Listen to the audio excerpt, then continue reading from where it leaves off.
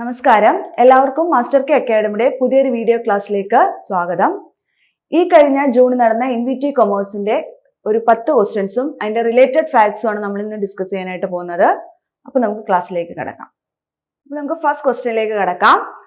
First question, residential status is determined four.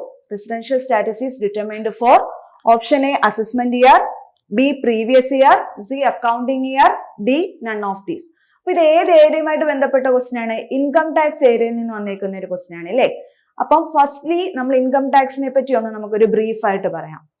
ഇന്ത്യയില് income tax introduce ചെയ്തത് ആരാണ്? James Watson ആണ്. ആരാണ്? James Watson in the year 1860. ആരാണ്? James Watson in the year 1860. Income tax act വന്ന എന്നാണ്? 1961 ആണ്. ഏതാണ്? 1961. അതൊരു നിയമമായിട്ട് which is came into force on എന്നാണ്? April 1st, 1962. April 1st, 1962 ആണ്. അപ്പൊ ഈ 3 വർഷം ഒന്ന് ഓർത്ത് വെച്ചേക്കുക. ഫസ്റ്റ്ലി ഇൻകം ടാക്സ് ഇൻട്രൊഡ്യൂസ് ചെയ്ത എന്നാണ്? 1860. ഇൻകം ടാക്സ് ആക്ട് വന്ന എന്നാണ്? 1961, which is came into force on 1st April 1962. അപ്പൊ ഇതിൽ ആകെ ടോട്ടൽ എത്ര സെക്ഷൻ ആണുള്ളത്? 298 സെക്ഷൻ ആണുള്ളത്. എത്ര സെക്ഷൻസ് ആണുള്ളത്? 298. ഇൻകം ടാക്സിൽ 298 സെക്ഷൻസ് ആണുള്ളത്. അപ്പൊ അതിനകത്ത് സെക്ഷൻ 2 സബ്സെക്ഷൻ 9ലാണ് എന്തിനെ പറ്റി ഡിഫൈൻ ചെയ്തേക്കുന്നത്? അസസ്മെന്റ് ഇയറിനെ പറ്റി ഡിഫൈൻ ചെയ്തേക്കുന്നത്. അസസ്മെന്റ് ഇയറിന് ഈ 1 ഇല്ല, സെക്ഷൻ 2 സബ്സെക്ഷൻ 9 ഉള്ളൂ കേട്ടോ. അപ്പൊ സെക്ഷൻ 2 സബ്സെക്ഷൻ 9ലാണ് അസസ്മെന്റ് ഇയറിനെ പറ്റി ഡിഫൈൻ ചെയ്തേക്കുന്നത്. പ്രീവിയസ് ഇയർ ഡിഫൈൻ ചെയ്തേക്കുന്നത് ഏതാണ്? സെക്ഷൻ 3 ആണ്. അപ്പൊ നമുക്ക് ആദ്യം അസസ്മെന്റ് ഇയർ എന്താണെന്ന് നോക്കാം. അസസ്മെന്റ് ഇയർ എന്ന് പറഞ്ഞാൽ it is A period of 12 months. It is A period of 12 months. എന്നായിരിക്കും ആരംഭിക്കുന്നത്? 1st April ആയിരിക്കും അല്ലെ. It is commencing on 1st April and end on 31st March of next year. അതായത് ഇപ്പോഴത്തെ അസസ്മെന്റ് ഇയർ ഏതായിരിക്കും? 2023-24 ആയിരിക്കും current assessment year. Current assessment year ഏതാണ്? 2023-24 ആണ്. പ്രീവിയസ് ഇയർ അപ്പൊ ഏതായിരിക്കും? 22-23 ആയിരിക്കും. അപ്പൊ കറണ്ട് അസസ്മെന്റ് ഇയർ 23-24 ആണ്. അസസ്മെന്റ് ഇയറിനെ ഡിഫൈൻ ചെയ്യുന്ന സെക്ഷൻ ഏതാണ്? Section 2 subsection 9. എന്താണ് അസസ്മെന്റ് ഇയർ എന്ന് പറഞ്ഞാല്? 12 മാസമുള്ള ഒരു കാലയളവാണ്. തുടങ്ങുന്ന എന്നാണ്? April 1st to 31st March of next year. ഇനി പ്രീവിയസ് ഇയറിനെ ഡിഫൈൻ ചെയ്തേക്കുന്ന സെക്ഷൻ ഏതാണ്? സെക്ഷൻ 3 ആണ്. പ്രീവിയസ് ഇയറിനെ ഡിഫൈൻ ചെയ്തേക്കുന്ന സെക്ഷൻ 3 ആണ്. അസസ്മെന്റ് ഇയറിന് തൊട്ട് മുന്നേ ഉള്ള വർഷത്തെയാണ് എന്തെന്ന് പറയുന്നത്? പ്രീവിയസ് ഇയർ എന്ന് പറയുന്നത് അല്ലെ. The year preceding the assessment year. Assessment ഇയറിന് തൊട്ട് മുന്നേ ഉള്ള വർഷത്തെയാണ് എന്തെന്ന് പറയുന്നത്? Previous year. ഒരു പേഴ്സൺ ഇൻകം ഏൺ ചെയ്യുന്ന ഇയർ ആയിരിക്കും എന്ത്? Previous year. പ്രീവിയസ് ഇയറിൽ ഏൺ ചെയ്യുന്ന ഇൻകത്തിനായിരിക്കും അദ്ദേഹം അസസ്മെന്റ് ഇയറിൽ എന്ത് കൊടുക്കേണ്ടത്? ടാക്സ് കൊടുക്കേണ്ടത്. അപ്പം ആ പ്രീവിയസ് ഇയർ എന്ന് പറഞ്ഞാൽ എന്താണ്? It means the financial year immediately preceding the assessment year. Assessment ഇയറിന് തൊട്ട് മുന്നേ ഉള്ള വർഷമാണ് എന്ത്? Previous year. രണ്ടിന്റെയും സെക്ഷൻസ് ഓർത്തിരിക്കുക. എന്താണ് അസസ്മെന്റ് ഇയർ, എന്താണ് പ്രീവിയസ് ഇയർ എന്നുള്ളത്. അസസ്മെന്റ് ഇയറിന്റെ സെക്ഷൻ 2 സബ്സെക്ഷൻ 9. പ്രീവിയസ് ഇയറിന്റെ സെക്ഷൻ ഏതാണ്? സെക്ഷൻ 3. അസസ്മെന്റ് ഇയർ എന്ന് പറഞ്ഞാൽ എന്താണ്? നമ്മൾ കറന്റ്ലി പോയിക്കൊണ്ടിരിക്കുന്ന വർഷം ഏതാണോ ആ ഫിനാൻഷ്യൽ ഇയർ ആണ് എന്ത്? Assessment year. പ്രീവിയസ് ഇയറിൽ ഏൺ ചെയ്യുന്ന ഇൻകത്തിനായിരിക്കും ഏത് വർഷം നമ്മൾ ടാക്സ് കൊടുക്കേണ്ടത്? അസസ്മെന്റ് ഇയറിൽ ടാക്സ് കൊടുക്കേണ്ടത്. അടുത്ത നമുക്ക് റെസിഡൻഷ്യൽ സ്റ്റാറ്റസിലേക്ക് പോവാം. നമ്മുടെ ക്വസ്റ്റ്യൻ എന്തായിരുന്നു? നമ്മൾ റെസിഡൻഷ്യൽ സ്റ്റാറ്റസ് ഡിറ്റർമൈൻ ചെയ്യേണ്ടത് ഏത് ഇയറിലേക്കാണ്? അതിന്റെ ഉത്തരം കിട്ടിയില്ലേ? നമ്മൾ ഏത് ഇയറിലേക്കാണ്? പ്രീവിയസ് ഇയറിലെ നമ്മുടെ റെസിഡൻഷ്യൽ സ്റ്റാറ്റസ് നോക്കിയിട്ടാണ് എന്ത് ചെയ്യേണ്ടത്? പ്രീവിയസ് ഇയറിലെ റെസിഡൻഷ്യൽ സ്റ്റാറ്റസ് നോക്കിയിട്ടാണ് ഒരു വ്യക്തി റെസിഡന്റ് ആണോ നോൺ റെസിഡന്റ് ആണോ എന്ന് നമ്മൾ തീരുമാനിക്കുന്നത്. അല്ലെങ്കിൽ ആ വ്യക്തി ടാക്സ് അടയ്ക്കണോ വേണ്ടയോ എന്ന് തീരുമാനിക്കുന്നത് പ്രീവിയസ് ഇയറിൽ അയാൾ ഇന്ത്യയിൽ ഉണ്ടോ ഇല്ലയോ എന്നുള്ളതിന്റെ ഇത് വെച്ചിട്ടായിരിക്കും. അപ്പൊ നമുക്ക് എന്താണ് ഇനി റെസിഡൻഷ്യൽ സ്റ്റാറ്റസ് എന്ന് നോക്കാം. ഈ റെസിഡൻഷ്യൽ സ്റ്റാറ്റസ് കൊണ്ട് ഉദ്ദേശിക്കുന്നത് എന്താണ്? ഒരു വ്യക്തി ഇന്ത്യയിൽ ടാക്സ് അടയ്ക്കണോ വേണ്ടയോ, ഒരു വ്യക്തി ഇന്ത്യയിൽ ടാക്സ് അടയ്ക്കണോ വേണ്ടയോ എന്നുള്ളതാണ് എന്ത്? റെസിഡൻഷ്യൽ സ്റ്റാറ്റസ് കൊണ്ട് ഉദ്ദേശിക്കുന്നത്. നമുക്ക് റെസിഡൻഷ്യൽ സ്റ്റാറ്റസിനെ എത്രയായിട്ട് ക്ലാസിഫൈ ചെയ്യാം? റെസിഡൻഷ്യൽ സ്റ്റാറ്റസിനെ നമുക്ക് 2 ആയിട്ട് ക്ലാസിഫൈ ചെയ്യാം അല്ലെ. റെസിഡന്റ് എന്നും നോൺ റെസിഡന്റും. ശ്രദ്ധിച്ചിരിക്കുക. റെസിഡൻഷ്യൽ സ്റ്റാറ്റസിനെ നമുക്ക് എത്രയായിട്ട് ക്ലാസിഫൈ ചെയ്യാം? 2 ആയിട്ട്. റെസിഡന്റ് എന്നും നോൺ റെസിഡന്റ് എന്നും. ഈ റെസിഡന്റ് എന്ന് പറഞ്ഞാൽ എന്താണ്? അദ്ദേഹം എന്തായിരിക്കും? 2 ബേസിക് കണ്ടീഷൻ ഉണ്ട്. നമുക്ക് രണ്ട് ബേസിക് കണ്ടീഷൻ ഉണ്ട്. അതിൽ ഏതെങ്കിലും ഒരു ബേസിക് കണ്ടീഷൻ സാറ്റിസ്ഫൈ ചെയ്താൽ നമുക്ക് എന്ത് പറയാം? റെസിഡന്റ് ആണെന്ന് പറയാം. അപ്പം ഒരു ബേസിക് കണ്ടീഷനും സാറ്റിസ്ഫൈ ചെയ്തില്ലെങ്കിൽ എന്തായിരിക്കും? നോൺ റെസിഡന്റ് ആയിരിക്കും. അപ്പം എന്താണ് റെസിഡൻഷ്യൽ സ്റ്റാറ്റസ് എന്ന് പറഞ്ഞാൽ? ഒരു വ്യക്തി ഇന്ത്യയിൽ ടാക്സ് അടയ്ക്കണോ വേണ്ടയോ എന്ന് തീരുമാനിക്കുന്നത് അദ്ദേഹത്തിന്റെ റെസിഡൻഷ്യൽ സ്റ്റാറ്റസ് ആണ്. റെസിഡൻഷ്യൽ സ്റ്റാറ്റസിനെ ഡിഫൈൻ ചെയ്തേക്കുന്ന സെക്ഷൻ ഏതാണ്? സെക്ഷൻ 6 ആണ്. സെക്ഷൻ 6 ആണ് റെസിഡൻഷ്യൽ സ്റ്റാറ്റസിന്റെ സെക്ഷൻ.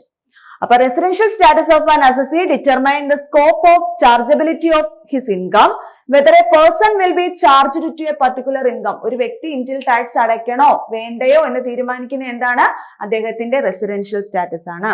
അപ്പൊ റെസിഡൻഷ്യൽ സ്റ്റാറ്റസിനെ നമുക്ക് എത്രയായിട്ട് ക്ലാസിഫൈ ചെയ്യാന്നാ പറഞ്ഞത്? രണ്ടായിട്ട്, റെസിഡന്റ് എന്നും നോൺ റെസിഡന്റ് എന്നും. അപ്പൊ നമുക്ക് ആദ്യം റെസിഡന്റ് എന്താണെന്ന് നോക്കാം. റെസിഡന്റ് ആവണമെന്നുണ്ടെങ്കിൽ രണ്ട് ബേസിക് കണ്ടീഷനിൽ ഒരു ബേസിക് കണ്ടീഷൻ എന്ത് ചെയ്തിരിക്കണം? സാറ്റിസ്ഫൈ ചെയ്തിരിക്കണം. അപ്പൊ നോക്കിയേ, an individual is said to be resident in India if he satisfies any one of the following basic condition. രണ്ട് ബേസിക് കണ്ടീഷൻ ഉണ്ടല്ലേ, അതിൽ ഏതെങ്കിലും ഒരു ബേസിക് കണ്ടീഷൻ എന്ത് ചെയ്താൽ മതി? സാറ്റിസ്ഫൈ ചെയ്താൽ മതി. അപ്പൊ നമുക്ക് രണ്ട് ബേസിക് കണ്ടീഷൻസ് എന്താണെന്ന് നോക്കാം. ഒന്നാമത്തെ ബേസിക് കണ്ടീഷൻ എന്താണ്? പ്രീവിയസ് ഇയറിൽ നമ്മൾ പറഞ്ഞു എന്താണ് പ്രീവിയസ് ഇയർ എന്നല്ലേ? ഇൻകം ഏൺ ചെയ്യുന്ന ഇയർ ആണ് പ്രീവിയസ് ഇയർ. അസസ്മെന്റ് ഇയറിന് തൊട്ട് മുന്നേ ഉള്ള വർഷമാണ് ഏത്? Previous year. അപ്പൊ ഈ തൊട്ട് മുന്നേ ഉള്ള ആ പ്രീവിയസ് ഇയറില് 182 ദിവസം അയാൾ എവിടെ ഉണ്ടായിരിക്കണം? ഇന്ത്യയിൽ ഉണ്ടായിരിക്കണം. എത്ര ദിവസമാണ്? 182 ദിവസം ആ ഒരു പേഴ്സൺ എവിടെ ഉണ്ടായിരിക്കണം? ഇന്ത്യയിൽ ഉണ്ടായിരിക്കണം. എങ്കിൽ അദ്ദേഹം നമുക്ക് എന്താണെന്ന് പറയാം? റെസിഡന്റ് ആണെന്ന് പറയാം. അപ്പൊ ഒന്നാമത്തെ ബേസിക് കണ്ടീഷൻ എന്താണ്? He is in India in the previous year for a period of 182 days or more. 182, കുറഞ്ഞത് എത്ര ദിവസം വേണം? 182. രണ്ടാമത്തെ ബേസിക് കണ്ടീഷൻ നോക്കിയേ, പ്രീവിയസ് ഇയറിൽ എത്ര ദിവസം ഉണ്ടായിരിക്കുക? 60 ദിവസം. പ്രീവിയസ് ഇയറില് 60 ദിവസവും പ്രീവിയസ് ഇയറിന് തൊട്ടു മുന്നേയുള്ള 4 വർഷങ്ങളിൽ എത്ര ദിവസം ഉണ്ടായിരിക്കുക? 365 ദിവസവും എവിടെ ഉണ്ടായിരിക്കുക? ഇന്ത്യയിൽ ഉണ്ടായിരിക്കുക. അപ്പൊ നമുക്ക് ഓർക്കേണ്ട ബേസിക് കണ്ടീഷൻ രണ്ടെണ്ണമാണ്. രണ്ട് ബേസിക് കണ്ടീഷൻ ആണ് നമുക്കുള്ളത്. റെസിഡൻഷ്യൽ സ്റ്റാറ്റസിനുള്ള രണ്ട് ബേസിക് കണ്ടീഷൻ ആണ്. അതിൽ ഏതെങ്കിലും ഒരു ബേസിക് കണ്ടീഷൻ സാറ്റിസ്ഫൈ ചെയ്താൽ ആ റെസിഡന്റ് എന്തായിട്ട് മാറും?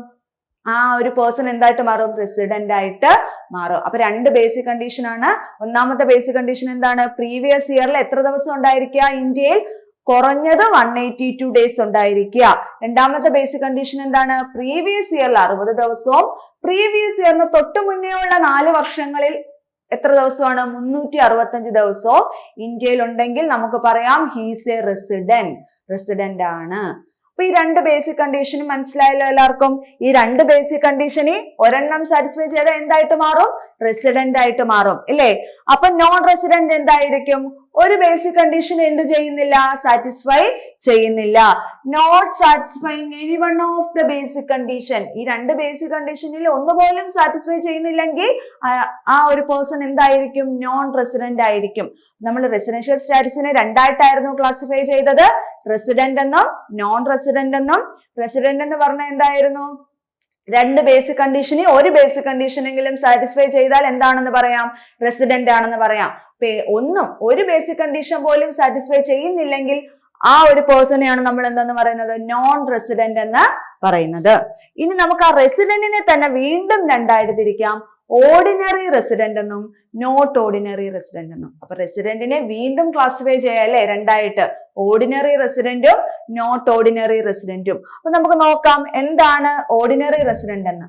ഏതെങ്കിലും ഒരു ബേസിക് കണ്ടീഷനും രണ്ട് അഡീഷണൽ കണ്ടീഷനും സാറ്റിസ്ഫൈ ചെയ്ത് കഴിഞ്ഞാൽ ആ ഒരു പേഴ്സൺ എന്തായിട്ട് മാറും? ഓർഡിനറി റെസിഡന്റ് ആയിട്ട് മാറും. അപ്പൊ നമുക്ക് നോക്കാം. If A resident individual satisfies the following 2 additional condition. അതായത് റെസിഡന്റ് ആവണമെങ്കിൽ എന്ത് സാറ്റിസ്ഫൈ ചെയ്യണം? ബേസിക് കണ്ടീഷൻ സാറ്റിസ്ഫൈ ചെയ്തെങ്കിൽ എന്താവത്തുള്ളൂ? ഏതെങ്കിലും ഒരു ബേസിക് കണ്ടീഷൻ സാറ്റിസ്ഫൈ ചെയ്തെങ്കിൽ എന്താവൂ?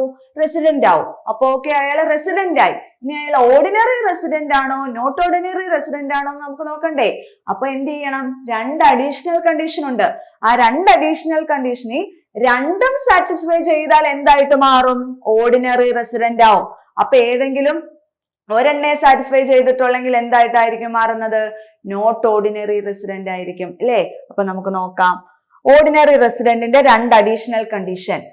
പ്രീവിയസ് ഇയറില് അല്ലെ? പ്രീവിയസ് ഇയറിന് തൊട്ടു മുന്നേ ഉള്ള 10 വർഷങ്ങളിൽ, പ്രീവിയസ് ഇയറിന് തൊട്ടു മുന്നേ ഉള്ള 10 വർഷങ്ങളിൽ 2 വർഷം എവിടെ ഉണ്ടായിരിക്കുക? ഇന്ത്യയിൽ ഉണ്ടായിരിക്കുക. ഒന്നാമത്തെ അഡീഷണൽ കണ്ടീഷൻ എന്താണ്? പ്രീവിയസ് ഇയറിന് തൊട്ടു മുന്നേ ഉള്ള 10 വർഷങ്ങളിൽ 2 വർഷം, മിനിമം 2 വർഷം എവിടെ ഉണ്ടായിരിക്കുക? ഇന്ത്യയിൽ ഉണ്ടായിരിക്കുക. രണ്ടാമത്തെ അഡീഷണൽ കണ്ടീഷൻ എന്താണ്? പ്രീവിയസ് ഇയറിന് തൊട്ടു മുന്നേ ഉള്ള 7 വർഷങ്ങളിൽ എത്ര ദിവസം ഉണ്ടായിരിക്കുക? കുറഞ്ഞത് 730 ദിവസം എവിടെ ഉണ്ടായിരിക്കുക? ഇന്ത്യയിൽ ഉണ്ടായിരിക്കുക. അപ്പൊ 2 കാര്യങ്ങൾ ഓർക്കുക, 2 അഡീഷണൽ കണ്ടീഷൻസ് ഓർക്കുക. ഒന്നാമത്തെ അഡീഷണൽ കണ്ടീഷൻ എന്താണ് നമ്മൾ പറഞ്ഞത്? 10 വർഷങ്ങളിൽ, അല്ലെ? പ്രീവിയസ് ഇയറിന് തൊട്ടു മുന്നേ ഉള്ള 10 വർഷങ്ങളിൽ 2 വർഷം എവിടെ ഉണ്ടായിരിക്കുക? ഇന്ത്യയിൽ ഉണ്ടായിരിക്കുക. രണ്ടാമത്തെ അഡീഷണൽ കണ്ടീഷൻ എന്താണ്? പ്രീവിയസ് ഇയറിന് തൊട്ടു മുന്നേ ഉള്ള 7 വർഷങ്ങളിൽ കുറഞ്ഞത് 730 ദിവസം എവിടെ ഉണ്ടായിരിക്കുക? ഇന്ത്യയിൽ ഉണ്ടായിരിക്കുക. ഒരു പേഴ്സൺ ബേസിക് കണ്ടീഷൻ സാറ്റിസ്ഫൈ ചെയ്തിട്ട് അയാൾ റെസിഡന്റ് ആണ് ഓക്കെ ആയി. ഇനി അയാൾ ഓർഡിനറി റെസിഡന്റ് ആണോ നോട്ട് ഓർഡിനറി റെസിഡന്റ് ആണോ എന്ന് അറിയാൻ എന്ത് ചെയ്യുക? ഈ 2 അഡീഷണൽ കണ്ടീഷനും സാറ്റിസ്ഫൈ ചെയ്യുകയാണെങ്കിൽ ആ പേഴ്സൺ എന്താണ്? ഓർഡിനറി റെസിഡന്റ് ആണ്, അല്ലേ? ഇനി നോക്കി, എന്താണ്? റെസിഡന്റ് ആണ്, പക്ഷെ നോട്ട് ഓർഡിനറി റെസിഡന്റ് ആണെന്ന് പറഞ്ഞാൽ എന്താണ്? 2 അഡീഷണൽ കണ്ടീഷനും എന്ത് ചെയ്യുന്നില്ല? സാറ്റിസ്ഫൈ ചെയ്യുന്നില്ല. Does not satisfy both additional condition. അതായത് അയാൾ എന്ത് മാത്രമേ സാറ്റിസ്ഫൈ ചെയ്യുന്നുള്ളൂ? ഒരു ബേസിക് കണ്ടീഷൻ മാത്രമേ സാറ്റിസ്ഫൈ ചെയ്യുന്നുള്ളൂ എങ്കിൽ നമുക്ക് എന്ത് പറയാം? അദ്ദേഹം ഒരു നോട്ട് ഓർഡിനറി റെസിഡന്റ് ആണെന്ന് പറയാം. ഇൻകം ടാക്സ് ഏരിയയിലെ വളരെ ഇമ്പോർട്ടന്റ് ആയിട്ടുള്ള ഒരു ടോപ്പിക്കാണ് ഇത്, റെസിഡൻഷ്യൽ സ്റ്റാറ്റസ്. റെസിഡൻഷ്യൽ സ്റ്റാറ്റസിന്റെ സെക്ഷൻ ഏതാണ്? സെക്ഷൻ 6 ആണ്. റെസിഡൻഷ്യൽ സ്റ്റാറ്റസിനെ നമുക്ക് 2 ആയിട്ട് തിരിക്കാം, റെസിഡന്റ് എന്നും നോൺ റെസിഡന്റ് എന്നും. ഒരു വ്യക്തി 2 ബേസിക് കണ്ടീഷനിൽ ഏതെങ്കിലും ഒരു ബേസിക് കണ്ടീഷൻ സാറ്റിസ്ഫൈ ചെയ്യുവാണെങ്കിൽ അദ്ദേഹം എന്താണെന്ന് പറയാം? നമുക്ക് റെസിഡന്റ് ആണെന്ന് പറയാം. അപ്പൊ ഒരു ബേസിക് കണ്ടീഷൻ പോലും സാറ്റിസ്ഫൈ ചെയ്യുന്നില്ലെങ്കിൽ എന്താണ്? നോൺ റെസിഡന്റ് ആണ്. ഇനി റെസിഡന്റിനെ തന്നെ 2 ആയിട്ട് തിരിക്കാം, ഓർഡിനറി റെസിഡന്റ് എന്നും നോട്ട് ഓർഡിനറി റെസിഡന്റ് എന്നും. ഒരു ബേസിക് കണ്ടീഷനോടൊപ്പം 2 അഡീഷണൽ കണ്ടീഷൻ കൂടി സാറ്റിസ്ഫൈ ചെയ്യുവാണെങ്കിൽ ആ പേഴ്സൺ എന്താണ്? ഓർഡിനറി റെസിഡന്റ് ആണ്. ഒരു ബേസിക് കണ്ടീഷൻ മാത്രമേ സാറ്റിസ്ഫൈ ചെയ്യുന്നുള്ളൂ, 2 അഡീഷണൽ കണ്ടീഷനും എന്ത് ചെയ്യുന്നില്ല? സാറ്റിസ്ഫൈ ചെയ്യുന്നില്ലെങ്കിൽ നമുക്ക് പറയാം അദ്ദേഹം ഒരു നോട്ട് ഓർഡിനറി റെസിഡന്റ് ആണെന്ന്. അപ്പം അസസ്മെന്റ് ചെയ്യേണ്ട സെക്ഷൻ ഏതായിരുന്നു? Section 2 subsection 9. പ്രീവിയസ് ചെയ്യേണ്ട സെക്ഷൻ ഏതായിരുന്നു? സെക്ഷൻ 3. റെസിഡൻഷ്യൽ സ്റ്റാറ്റസ് ഏതായിരുന്നു? സെക്ഷൻ 6. ഇൻകം ടാക്സ് ആക്ട് എന്നാണ് വന്നത്? 1961 വന്നത്. അപ്പൊ ഇത്രയും കാര്യങ്ങൾ ഓർത്തു വെച്ചേക്കുമല്ലോ ഫസ്റ്റ് ക്വസ്റ്റ്യൻ ആയിട്ട് ബന്ധപ്പെട്ട്. ഓക്കെ, നമുക്ക് രണ്ടാമത്തെ ക്വസ്റ്റ്യനിലേക്ക് പോകാം, അല്ലെ? അപ്പൊ ഇവിടെ നോക്കിയേ, which sampling is used when it is difficult to identify the members of desired population? അല്ലെ? ഏത് ഏരിയയുമായിട്ട് ബന്ധപ്പെട്ടാണ്? സാമ്പിളിംഗ് ഏരിയ അല്ലെ റിസർച്ച് ആയിട്ട് ബന്ധപ്പെട്ട ഒരു ക്വസ്റ്റ്യൻ ആണ് വന്നേക്കുന്നത്, അല്ലെ? Which sampling method is used when it is difficult to identify the desired population? നമുക്ക് പോപ്പുലേഷനെ പറ്റി അറിയത്തില്ല, എത്രത്തോളം പോപ്പുലേഷൻ നമുക്ക് സ്റ്റഡി ചെയ്യാനുണ്ട് എന്ന് അറിയത്തില്ല എന്നുണ്ടെങ്കിൽ നമ്മൾ ഈ താഴെ പറഞ്ഞേക്കുന്ന മെത്തേഡിൽ ഏത് സാമ്പിളിംഗ് മെത്തേഡാണ് എന്ത് ചെയ്യുന്നത്? യൂസ് ചെയ്യുന്നത്. അപ്പൊ നമുക്ക് ആൻസറിലേക്ക് പോകുന്നതിന് മുന്നേ എന്താണ് സാമ്പിളിംഗ് എന്ന് നോക്കാം, അല്ലെ? നമ്മളൊരു ഏരിയയിലെ ഇപ്പൊ സെൻസസ് നമുക്കറിയാം. സെൻസസ് നമ്മൾ ഹോൾ പോപ്പുലേഷൻ എടുത്ത് എന്ത് ചെയ്യാണ്? സ്റ്റഡി ചെയ്യാണ്. അപ്പൊ അതാണ് സെൻസസ് മെത്തേഡ് എന്ന് പറഞ്ഞാൽ. നമ്മുടെ വീട്ടിലേക്ക് നമ്മൾ ചോറൊക്കെ അരി വേവിച്ചു കഴിഞ്ഞാൽ അരി വെന്തോ എന്ന് നോക്കാൻ നമ്മൾ എന്താ ചെയ്യുന്നത്?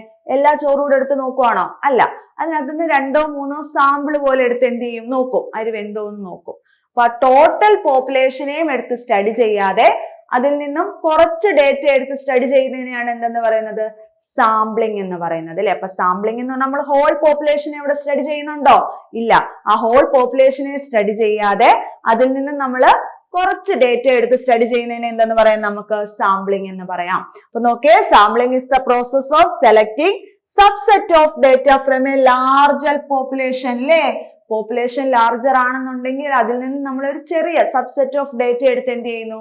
സ്റ്റഡി നടത്തിയിരുന്നു. ആ ഒരു മെത്തേഡാണ് എന്ത്? Sampling method. സാമ്പിളിംഗ് 2 തരത്തിലുണ്ട്, പ്രോബബിലിറ്റി സാമ്പിളിംഗ് ഉണ്ട്, നോൺ പ്രോബബിലിറ്റി സാമ്പിളിംഗ് ഉണ്ട്. അപ്പൊ സാമ്പിളിങ്ങിനെ തന്നെ നമുക്ക് എത്ര എടുത്തിരിക്കാം?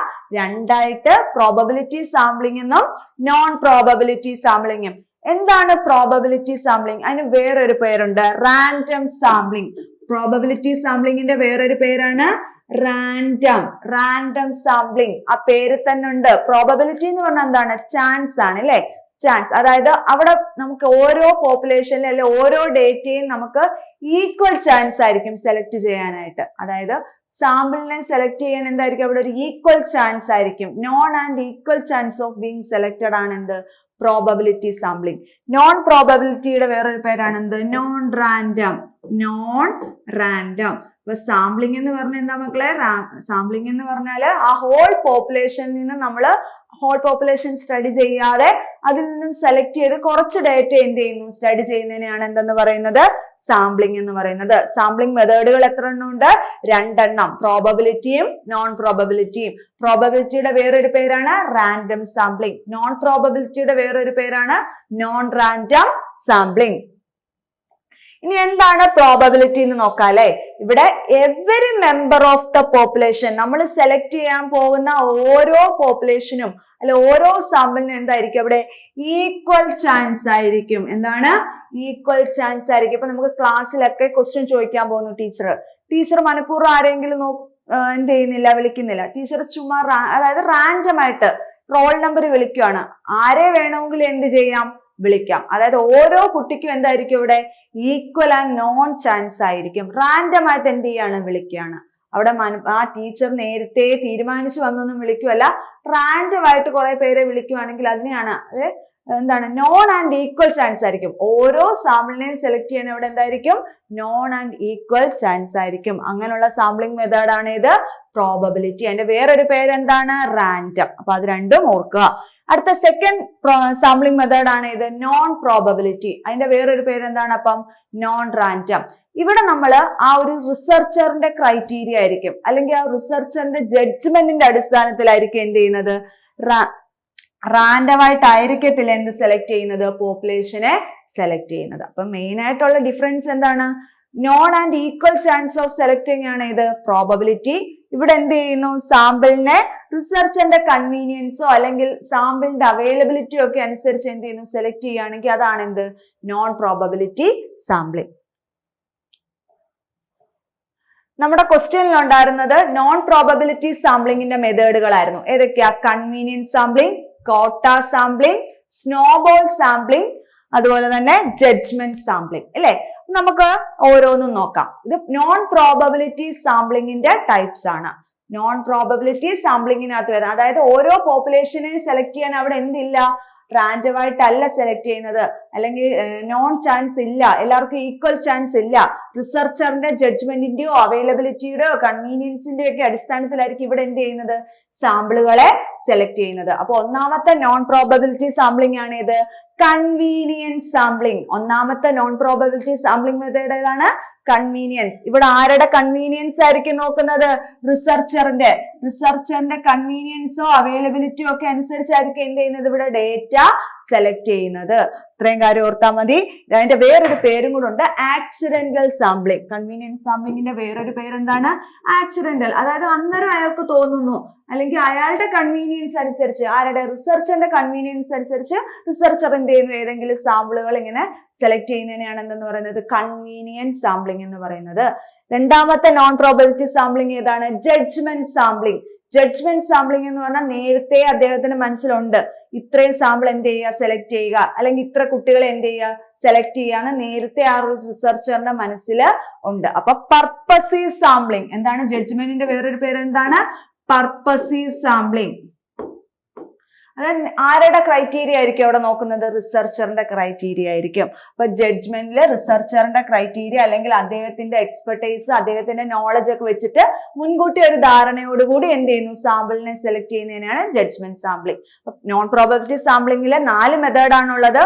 ഒന്നാമത്തെ കൺവീനിയൻസ്, രണ്ടാമത്തെ ജഡ്ജ്മെന്റ്, മൂന്നാമത്തെ കോട്ട സാമ്പിളിംഗ്, നാലാമത്തത് സ്നോബോൾ സാമ്പിളിംഗ്. കൺവീനിയൻസിൽ ആരുടെ അവൈലബിലിറ്റി ആണ് നോക്കുന്നത്? അല്ലെ ആരുടെ കൺവീനിയൻസ് ആണ് നോക്കുന്നത്? പെട്ടെന്ന് എത്തിച്ചേരാൻ പറ്റുന്ന സ്ഥലത്ത് നിന്നോ അങ്ങനെ അദ്ദേഹത്തിന്റെ കൺവീനിയൻസ് അനുസരിച്ച് ഡേറ്റ കളക്ട് ചെയ്യുന്നതിനെയാണ് എന്തെന്ന് പറയുന്നത്? കൺവീനിയൻസ് സാമ്പിളിംഗ് എന്ന് പറയുന്നത്. രണ്ടാമത്തെ ഏതാണ്? Judgement sampling. ജഡ്ജ്മെന്റ് സാമ്പിളിംഗിൽ പ്രീവിയസ് ആയിട്ടുള്ള റിസർച്ചറിന്റെ നോളജോ എക്സ്പെർട്ടൈസോ ഒക്കെ വെച്ചിട്ട് എന്ത് ചെയ്യുന്നു? അദ്ദേഹം ഡേറ്റ കളക്ട് ചെയ്യുന്നതാണ് എന്ത്? Judgement sampling.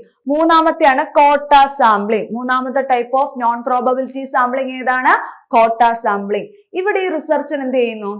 ആ കളക്ട് ചെയ്യാൻ പോകുന്ന ഡേറ്റയെ ഓരോ ക്വാർട്ടേഴ്സ് ആയിട്ട് ഡിവൈഡ് ചെയ്യുന്നു. അതായത് ഇപ്പം 1 lakhനും 2 lakhനും ഇടയ്ക്കുള്ള ഇൻകം ഗ്രൂപ്പിൽ വരുന്ന ആൾക്കാര്, 1 lakhനും 2 lakhനും ഇടയ്ക്കുള്ള ഇൻകം ഗ്രൂപ്പിൽ വരുന്ന ആൾക്കാര്, അല്ലെങ്കിൽ 3 lakhനും 5 lakhനും, അങ്ങനെ ഓരോ ക്വാർട്ടേഴ്സ് ആയിട്ട് സെറ്റ് ചെയ്തിട്ട് അതിൽ നിന്ന് എന്ത് ചെയ്യുന്നു, ആൾക്കാരെ സെലക്ട് ചെയ്ത മെത്തേഡാണ് ഇത് ക്വാട്ട സാമ്പിളിംഗ്. നാലാമത്തെ വെരി ഇമ്പോർട്ടന്റ് ആയിട്ടുള്ള ഒരു സാമ്പിളിംഗ് ആണ് സ്നോബോൾ സാമ്പിളിംഗ്. എന്താണ് സ്നോബോൾ? ഇവിടെ എന്തില്ല, ഇവിടെ റിസർച്ചർക്ക് അറിയത്തില്ല, പോപ്പുലേഷനെ പറ്റി വലിയൊരു ധാരണയില്ല, എവിടെ റിസർച്ച് നടത്തണമെന്നൊരു ധാരണയില്ല, അല്ലെ എങ്ങനെ സ്റ്റഡി ചെയ്യണമെന്ന് ധാരണയില്ല. ആ ഒരു സാമ്പിളിംഗ് മെത്തേഡാണ് ഇത് സ്നോബോൾ.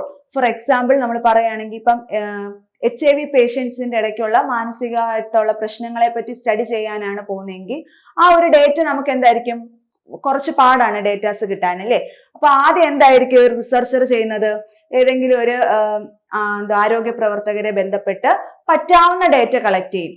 ആ ഡേറ്റ ഉപയോഗിച്ച് പറ്റുന്നിടത്തുനിന്ന് ഡേറ്റ കളക്ട് ചെയ്തിട്ട് ആ ഒരാളിൽ നിന്ന് റെഫർ ചെയ്ത് അടുത്തവരിലേക്ക് എത്തുന്ന മെത്തേഡാണ് ഇത് സ്നോബോൾ സാമ്പിളിംഗ്. അതായത് ഡയറക്ട്ലി എല്ലാ പോപ്പുലേഷനെയും സെലക്ട് ചെയ്യാൻ ആർക്ക് പറ്റുന്നില്ല, റിസർച്ചർക്ക് പറ്റുന്നില്ല. ആദ്യം ഒരാളെ സ്റ്റഡി ചെയ്യുക, അയാളുടെ റെഫറൻസിൽ നിന്നും അടുത്തയിലേക്ക് പോവാം. അങ്ങനെ ഓരോരുത്തരും റെഫർ ചെയ്ത് സ്റ്റഡി നടത്തുന്നു, വേണ്ടുന്ന പോപ്പുലേഷൻ അന്നേരം അറ്റൈൻ ചെയ്യുന്ന ഒരു മെത്തേഡാണ് ഇത് സ്നോബോൾ. ഇതായിരുന്നു നമ്മുടെ ക്വസ്റ്റ്യനും, ഇല്ലേ? എന്തായിരുന്നു നമ്മുടെ ക്വസ്റ്റ്യൻ? നമുക്ക് പോപ്പുലേഷൻ കറക്റ്റ് ആയിട്ട് അറിയത്തില്ലെങ്കിൽ നമ്മൾ ഏത് മെത്തേഡ് ഓഫ് സാമ്പിളിംഗ് ആണ് യൂസ് ചെയ്യുന്നത്, ഇല്ലേ? It is difficult to identify. നമുക്ക് ഒരു റിസർച്ചറിന് ഡിഫിക്കൾട്ട് ആണ്, പാടാണ്. എന്ത് പാടാണെങ്കിൽ ആ പോപ്പുലേഷനെ ഐഡന്റിഫൈ ചെയ്യാൻ ഡിഫിക്കൾട്ട് ആണെങ്കിൽ ഏത് മെത്തേഡാ നമ്മൾ യൂസ് ചെയ്യുന്നത്? അപ്പം സ്നോബോൾ. ജഡ്ജ്മെന്റ് ആണോ? ജഡ്ജ്മെന്റിൽ ആരുടെ എക്സ്പെർട്ടൈസും നോളജും ആണ് നോക്കുന്നത്? റിസർച്ചറിന്റെ. കോട്ടയിൽ എന്താണ്, കോട്ട സാമ്പിളിംഗിൽ എന്താണ് ചെയ്യുന്നത്? വേണ്ടുന്ന ഡേറ്റാസിനെ ഓരോ ക്വാർട്ടേഴ്സ് ആയിട്ട് ഡിവൈഡ് ചെയ്യുന്നു. സ്നോബോളിലാണല്ലേ difficult to identify the population. അപ്പം സാമ്പിളിംഗ് മെത്തേഡ് രണ്ടെണ്ണം ഉണ്ട്, പ്രോബബിലിറ്റിയും നോൺ പ്രോബബിലിറ്റിയും. നോൺ പ്രോബബിലിറ്റിയുടെ 4 ക്ലാസിഫിക്കേഷൻ ആണ് എന്ത് ചെയ്തത് നമ്മൾ പഠിച്ചത്. കൺവീനിയൻസ്, കോട്ട, സ്നോബോൾ, ജഡ്ജ്മെന്റ്. ഇത് 4 മനസ്സിലായല്ലോ. അപ്പൊ നമുക്ക് അടുത്ത ക്വസ്റ്റ്യനിലേക്ക് പോവാം. മൂന്നാമത്തെ ക്വസ്റ്റ്യൻ ആണ്, the companies establish A foreign subsidiary and empower it's executives, അല്ലെ? ഈ ഒരു സ്റ്റേറ്റ്മെന്റ് 4 അപ്രോച്ചസ് ഇവിടെ കൊടുത്തിട്ടുണ്ട്. ഏത് അപ്രോച്ചിനാണ് സ്യൂട്ടബിൾ? ഇത് ഏത് ഏരിയയിൽ നിന്നുള്ള ക്വസ്റ്റ്യൻ ആണ്? ഇന്റർനാഷണൽ ബിസിനസ് എന്നുള്ള ഏരിയയിൽ നിന്നുള്ള ഒരു ക്വസ്റ്റ്യൻ ആണ്, അല്ലെ? അപ്പം ഇന്റർനാഷണൽ ബിസിനസിന്റെ അപ്രോച്ചസ് ആണ് ഇത് 4 എണ്ണം. ഇന്റർനാഷണൽ ബിസിനസ് എന്ന് പറഞ്ഞാൽ നമുക്കറിയില്ലേ, ഫോറിൻ കൺട്രി ആയിട്ട് നമ്മൾ എന്ത് ചെയ്യുന്നു, ഒരു ഡൊമസ്റ്റിക് കൺട്രി ഫോറിൻ കൺട്രി ആയിട്ട് ട്രേഡ് റിലേഷനിൽ ഏർപ്പെടുന്നു, അല്ലെങ്കിൽ സാധനങ്ങൾ വാങ്ങിയും വിൽക്കുകയൊക്കെ ചെയ്യുന്നതിനെയാണ് എന്തെന്ന് പറയുന്നത്, ഇന്റർനാഷണൽ ബിസിനസ് എന്ന് പറയുന്നത്. ഇന്റർനാഷണൽ ബിസിനസ്സിലെ പ്രധാനപ്പെട്ട 4 അപ്രോച്ചുകളാണ് ethnocentric approach, polycentric approach, regiocentric approach and geocentric approach. അപ്പം അപ്രോച്ച് കൊണ്ട് ഉദ്ദേശിക്കുന്നതെന്ന് പറഞ്ഞാല് ഏത് രീതിയിൽ വേണം എന്ത് ചെയ്യാൻ, ഇന്റർനാഷണൽ മാർക്കറ്റിലേക്ക് പ്രവേശിക്കാൻ. മോഡ്സ് ഓഫ് എൻട്രി അല്ല, അത് എക്സ്പോർട്ടിംഗ്, ലൈസൻസിങ്, ഫ്രാഞ്ചൈസിങ് എന്നൊക്കെ പറഞ്ഞാൽ നമുക്ക് ഡിഫറെന്റ് മോഡ്സ് ഓഫ് എൻട്രി ഉണ്ട്. ഇതെന്ന് പറഞ്ഞാൽ അവർ ഉദ്ദേശിക്കുന്നത് ഏത് അപ്രോച്ചിലൂടെ വേണം, ഏത് രീതിയിൽ വേണം, അതിൽ ഏത് വേയിൽ വേണം എന്ത് ചെയ്യാൻ, ഇന്റർനാഷണൽ ബിസിനസ്സിലേക്ക് കടക്കാൻ. ഒരു ഡൊമസ്റ്റിക് മാർക്കറ്റിന് ഒരു ഇന്റർനാഷണൽ മാർക്കറ്റിലേക്ക് കടക്കാൻ ഏത് മാർഗം ഉപയോഗിക്കാം, അല്ലെ? ഒന്നാമത്തെ അപ്രോച്ചാണ് എത്തനോസെൻട്രിക് അപ്രോച്ച്. എത്തനോസെൻട്രിക് എന്ന് പറഞ്ഞാൽ ഇവരുടെ എപ്പോഴും ലക്ഷ്യം, ഈ ഒരു അപ്രോച്ച് സ്വീകരിക്കുന്നവരുടെ ലക്ഷ്യം എപ്പോഴും എന്തായിരിക്കും, ഹോം മാർക്കറ്റ് തന്നെ ആയിരിക്കും. ഇവരുടെ ടാർഗറ്റ് മാർക്കറ്റ് എന്തായിരിക്കും, ഓൺ മാർക്കറ്റ് തന്നെ ആയിരിക്കും. ഇവരുടെ ടാർഗറ്റ് മാർക്കറ്റ് എന്ന് പറഞ്ഞാൽ എന്തായിരിക്കും, ഓൺ മാർക്കറ്റ് തന്നെ ആയിരിക്കും. അതായത് ഡൊമസ്റ്റിക് മാർക്കറ്റിൽ കസ്റ്റമേഴ്സിന് ടേസ്റ്റ് ആൻഡ് പ്രിഫറൻസ് അനുസരിച്ച് ഗുഡ്സ് പ്രൊഡ്യൂസ് ചെയ്യുന്നു, കസ്റ്റമേഴ്സിലേക്ക് എത്തിക്കുന്നു. എന്തെങ്കിലും കാരണം കൊണ്ട് എക്സസീവ് ആയിട്ടുള്ള പ്രൊഡക്ഷൻ ഉണ്ടാവുകയാണെങ്കിൽ മാത്രം അത് എവിടോട്ട് എത്തിക്കുന്നു, ഫോറിൻ മാർക്കറ്റിലേക്ക് എത്തിക്കുന്നു. അതായത് ഇവരുടെ കോൺസെൻട്രേഷൻ ഫോറിൻ മാർക്കറ്റ് ഗുഡ്സ് എത്തിക്കുക എന്നുള്ളതല്ല, ടാർഗറ്റ് എവിടെ തന്നെയാണ്, ഹോം മാർക്കറ്റിൽ തന്നെയാണ്. പക്ഷെ എക്സസീവ് പ്രൊഡക്ഷൻ ഉണ്ടാവുകയാണെങ്കിൽ due to customers taste and പ്രിഫറൻസിൽ ഉണ്ടാവുന്ന മാറ്റമോ ഡിമാൻഡിൽ ഉണ്ടാവുന്ന വ്യത്യാസമോ ഒക്കെ കൊണ്ട് എക്സസീവ് പ്രൊഡക്ഷൻ ഉണ്ടാവുകയാണെങ്കിൽ അത് എവിടേക്ക് എത്തിക്കുന്നു, ഇവര് ഫോറിൻ മാർക്കറ്റിലേക്ക് എത്തിക്കുന്നു. അപ്പൊ ടാർഗറ്റ് എവിടെ തന്നെ ആയിരിക്കും, ഡൊമസ്റ്റിക് മാർക്കറ്റ് ആയിരിക്കും. രണ്ടാമത്തെ അപ്രോച്ചാണ് പോളിസെൻട്രിക് അപ്രോച്ച്. പോളിസെൻട്രിക് അപ്രോച്ച് എന്ന് പറഞ്ഞാൽ ഇപ്പൊ നമുക്ക് ഫോർ എക്സാമ്പിൾ എക്സ് ലിമിറ്റഡ് എന്നൊരു കമ്പനി, എക്സ് ലിമിറ്റഡ് എന്നുള്ള ഒരു ഡൊമസ്റ്റിക് കമ്പനിക്ക് 2 രാജ്യങ്ങളിലായിട്ട് എന്തുണ്ട്, ഫോറിൻ മാർക്കറ്റിൽ അവർക്ക് ട്രേഡ് റിലേഷൻ ഉണ്ട്. ഇപ്പൊ യു എസ് എ, ജപ്പാൻ, ഈ 2 രാജ്യങ്ങളായിട്ട് ഇവർക്ക് എന്തുണ്ട്, ട്രേഡ് റിലേഷൻ ഉണ്ട്. എക്സ് ലിമിറ്റഡ് എന്ന് പറയുന്ന ഒരു ഇന്ത്യൻ കമ്പനിക്ക് ട്രേഡ് റിലേഷൻ അല്ലെ ഫോറിൻ റിലേഷൻ ഏത് രണ്ട് രാജ്യങ്ങളായിട്ടുണ്ട് അല്ലെ, USA ആയിട്ടുണ്ട് ജപ്പാൻ ആയിട്ടും ഉണ്ടെന്നിരിക്കട്ടെ. ഇപ്പൊ ഇവിടുത്തെ ഓരോരുത്തരുടെ ഈ ഓരോ കൺട്രിയിലെയും കസ്റ്റമേഴ്സിന് ടേസ്റ്റ് ആൻഡ് പ്രിഫറൻസ് എന്തായിരിക്കും, ഡിഫറെന്റ് ആയിരിക്കും. അപ്പൊ ഒരേ പ്രോഡക്റ്റ് പ്രൊഡ്യൂസ് ചെയ്തിട്ട് കാര്യമുണ്ടോ? ഇല്ല. ഓരോ കസ്റ്റമേഴ്സിനെയും അല്ലെങ്കിൽ ഒരു രാജ്യത്തെ കസ്റ്റമേഴ്സിനെയും സാറ്റിസ്ഫൈ ചെയ്യാനായിട്ട് പറ്റുമോ? ഇല്ല. അപ്പൊ ഓരോ രാജ്യത്തിനും വേണ്ടി എന്ത് ചെയ്യുക, സെപ്പറേറ്റ് ആയിട്ട് എന്ത് തീരുമാനിക്കുക, ഒരു മാർക്കറ്റിംഗ് മിക്സ് ഡെവലപ്പ് ചെയ്യുക. നമ്മൾ ഏതൊക്കെ രാജ്യത്ത് എന്ത് നടത്തുന്നോ, ഡീലിംഗ് നടത്തുന്നോ, ഏതൊക്കെ രാജ്യത്ത് നമ്മൾ ഫോറിൻ എസ്റ്റാബ്ലിഷ്മെന്റ് നടത്തുന്നോ അവിടുത്തെ കസ്റ്റമേഴ്സിന് വേണ്ടിയിട്ട് സെപ്പറേറ്റ് ആയിട്ടുള്ള മാർക്കറ്റിംഗ് മിക്സ് കണ്ടുപിടിച്ച് പ്രൊഡ്യൂസ് ചെയ്യുക എന്നുള്ളതാണ് ഏത് അപ്രോച്ച്, പോളിസെൻട്രിക് അപ്രോച്ച്. എത്തനോസെൻട്രിക് എന്ന് പറഞ്ഞാൽ എന്താണ്, ടാർഗറ്റ് മാർക്കറ്റ് എവിടെ ആയിരിക്കും, ഹോം മാർക്കറ്റ് അല്ലെ ഹോം കൺട്രി ആയിരിക്കും. പോളിസെൻട്രിക്കിലാണ് എന്ത് ചെയ്യുന്നത്, ഓരോ രാജ്യത്തിന് വേണ്ടിയിട്ട് സെപ്പറേറ്റ് ആയിട്ട് എന്ത് ചെയ്യുക, കസ്റ്റമൈസ് ചെയ്യുക, മാർക്കറ്റിംഗ് മിക്സ് കസ്റ്റമൈസ് ചെയ്യുക.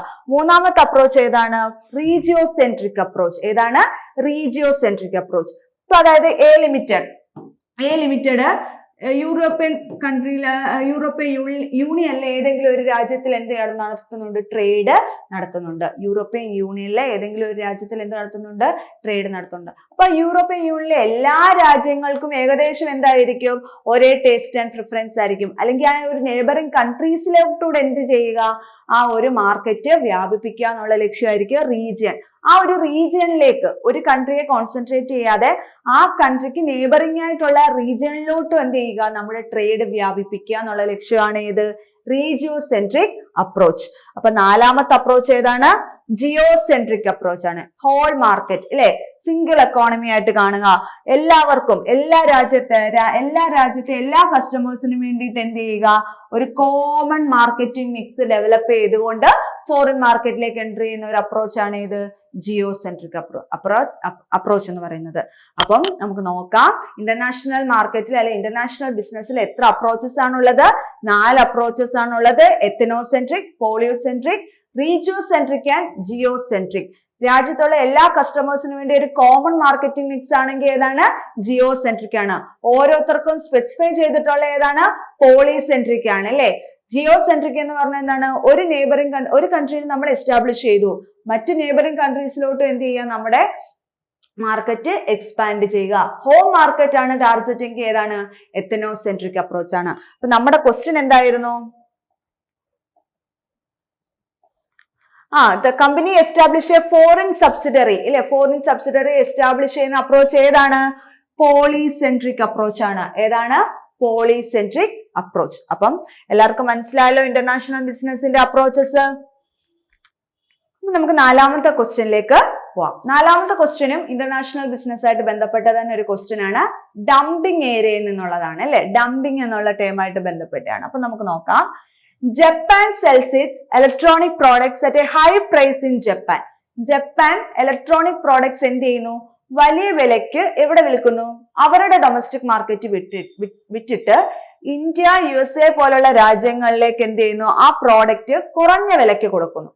അതായത് ജപ്പാനിൽ കൂടിയ വിലയ്ക്കും ഇന്ത്യ, USA തുടങ്ങിയ മറ്റു രാജ്യങ്ങളിലേക്ക് കുറഞ്ഞ വിലയ്ക്കും അവർ എന്ത് ചെയ്യുന്നു, ജപ്പാനിലെ ഇലക്ട്രോണിക് പ്രോഡക്ട്സ് വിൽക്കുകയാണെന്നുണ്ടെങ്കിൽ അത് ഏത് ടൈപ്പ് ഓഫ് ഡംപിംഗ് ആണ്. ഇവിടെ ഒരു വാക്ക് നിങ്ങൾ നോക്കണം, കൺസിസ്റ്റന്റ്ലി ഓർത്ത് വെച്ചേക്കാം. നമുക്കിത് പോയിന്റ്സ് നോക്കിയിട്ട് വരാം. അപ്പൊ ഇത് ഇന്റർനാഷണൽ ബിസിനസ്സുമായിട്ട് ബന്ധപ്പെട്ട ഒരു ടേം ആണെന്ന് പറഞ്ഞു. അപ്പൊ എന്താണ് ഡംപിംഗ് എന്ന് നോക്കാം അല്ലെ. ഡംപിംഗ് എന്ന് പറഞ്ഞാൽ ഫോറിൻ മാർക്കറ്റില് അല്ലെ ഫോറിൻ ട്രേഡില് വളരെ പ്രധാനപ്പെട്ട ഒരു ടേമാണ് ഡംപിംഗ്. ഫോറിൻ മാർക്കറ്റില് വളരെ പ്രധാനപ്പെട്ട ഒരു റോളാണ് എന്തിനുള്ളത്, ഡംപിങ്ങിനുള്ളത്. ഡംപിംഗ് എന്ന് പറഞ്ഞാൽ ഒന്നുമില്ല, ഡൊമസ്റ്റിക് മാർക്കറ്റിൽ കൂടിയ വിലയ്ക്കും ഫോറിൻ മാർക്കറ്റിൽ കുറഞ്ഞ വിലയ്ക്ക് എന്ത് ചെയ്യുന്നു, സാധനങ്ങൾ വിൽക്കുന്നതിനെയാണ് എന്തെന്ന് പറയുന്നത്, ഡംപിംഗ് എന്ന് പറയുന്നത്.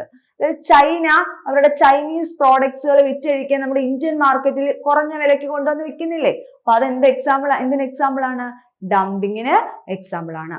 അല്ലെങ്കിൽ എക്സസീവ് ആയിട്ടുള്ള പ്രൊഡക്ഷൻ ഉണ്ട്, അവരെന്ത് ചെയ്യുന്നു, ഫോറിൻ മാർക്കറ്റിൽ നമ്മുടെ ഡൊമസ്റ്റിക് മാർക്കറ്റ് മാനുഫാക്ചറേഴ്സ് ഫോറിൻ മാർക്കറ്റിൽ കുറഞ്ഞ വിലയ്ക്ക് കൊണ്ടുവന്ന് അവരുടെ പ്രോഡക്ട്സ് വിറ്റഴിക്കുകയാണെങ്കിൽ അതും എന്താണ്, ഡംപിംഗ് ആണെന്ന് തന്നെ പറയാം. അപ്പൊ ഡംപിംഗ് എന്ന് പറഞ്ഞാൽ എന്താണ്, it is a process of selling products at a price less than the ongoing price. അതായത് ഫോറിൻ മാർക്കറ്റിൽ കുറഞ്ഞ വിലയ്ക്കും ഡൊമസ്റ്റിക് മാർക്കറ്റിൽ കൂടിയ വിലയ്ക്കും ഒരേ സാധനം തന്നെ, ഒരേ പ്രോഡക്റ്റ് ആയിരിക്കും, ഒരേ പ്രോഡക്റ്റ് 2 വിലയ്ക്ക്, ഒന്ന് കൂടിയ ഒന്നൊരു ഹൈ പ്രൈസും ഒന്നൊരു ലോ പ്രൈസും. ഹൈ പ്രൈസ് എവിടെ ആയിരിക്കും ചാർജ് ചെയ്യുന്നത്? ഡൊമസ്റ്റിക് മാർക്കറ്റില്. ലോ പ്രൈസ് എവിടെ ആയിരിക്കും ചാർജ് ചെയ്യുന്നത്? ഫോറിൻ മാർക്കറ്റില്. ഇങ്ങനെ വിൽക്കുന്നതിനെയാണ് എന്തെന്ന് പറയുന്നത്? ഡംപിംഗ് എന്ന് പറയുന്നത്. അപ്പൊ ഡംപിംഗ് 4 തരത്തിൽ, പ്രധാനമായിട്ടും ഡംപിംഗ് എന്തുണ്ട്? 4 തരത്തിലുണ്ട്. അതിലേക്ക് പോകുന്നതിന് ഇവിടെ തന്നെ എക്സാമ്പിൾ പറയുന്നുണ്ട് അല്ലെ. ചൈന അതിന്റെ പ്ലാസ്റ്റിക് വേസ്റ്റുകളെല്ലാം കുറഞ്ഞ വിലയ്ക്ക് എങ്ങോട്ടാണ് ഡംപ് ചെയ്യുന്നത്? നമ്മുടെ ഇന്ത്യയിലേക്കാണ്. അതുപോലെ തന്നെ ഏതെങ്കിലുമൊക്കെ വിൽക്കാതെ അൺസോൾഡ് ആയിട്ടുള്ള ഗുഡ്സ് ഉണ്ടെന്നുണ്ടെങ്കിൽ മാനുഫാക്ചറേഴ്സ് എന്ത് ചെയ്യുന്നു? സ്റ്റോക്ക് ക്ലിയറൻസിന് വേണ്ടിയിട്ട് കുറഞ്ഞ വിലയ്ക്ക് അത് ഫോറിൻ മാർക്കറ്റിൽ കൊണ്ടുവന്ന് വിൽക്കുന്നു. അപ്പൊ ഇതൊക്കെ എന്തിന് എക്സാമ്പിൾ ആണ്? ഡംപിങ്ങിന് എക്സാമ്പിൾ ആണ്. ഡംപിങ്ങിനെ നമുക്ക് എത്രയായിട്ട് തിരിക്കാം? 4 ആയിട്ട് തിരിക്കാം. ഒന്നാമത്തെ ഡംപിംഗ് ആണ് സ്പൊറാഡിക് ഡംപിംഗ്. ഇതിന്റെ വേറെ ഒന്നുമില്ല, നോർമൽ മാർക്കറ്റിനെ, അതായത് ഡൊമസ്റ്റിക് മാർക്കറ്റിനെ ഒന്നും അഫക്ട് ചെയ്യാതെ കുറഞ്ഞ വിലയ്ക്ക് എവിടെ കൊണ്ടുവന്ന് ഗുഡ്സ് വിൽക്കുന്നു? ഫോറിൻ മാർക്കറ്റിൽ ഗുഡ്സ് വിൽക്കുന്നതാണ് എന്ത്? Sporadic dumping. എന്താണ് സ്പൊറാഡിക് ഡംപിംഗ് എന്ന് പറഞ്ഞാല്? Disposing of goods by a manufacturer in a foreign market at a low price തന്നെയാണ് അല്ലെ. ഡംപിംഗ് എന്ന് പറഞ്ഞാൽ നമ്മൾ പറഞ്ഞു ഫോറിൻ മാർക്കറ്റിൽ എന്ത് വിലക്കായിരിക്കും കൊടുക്കുന്നത്? കുറഞ്ഞ വിലക്കായിരിക്കും കൊടുക്കുന്നത്. അപ്പൊ സ്പൊറാഡിക് ഡംപിംഗ് എന്ന് പറഞ്ഞാൽ എന്താണ്?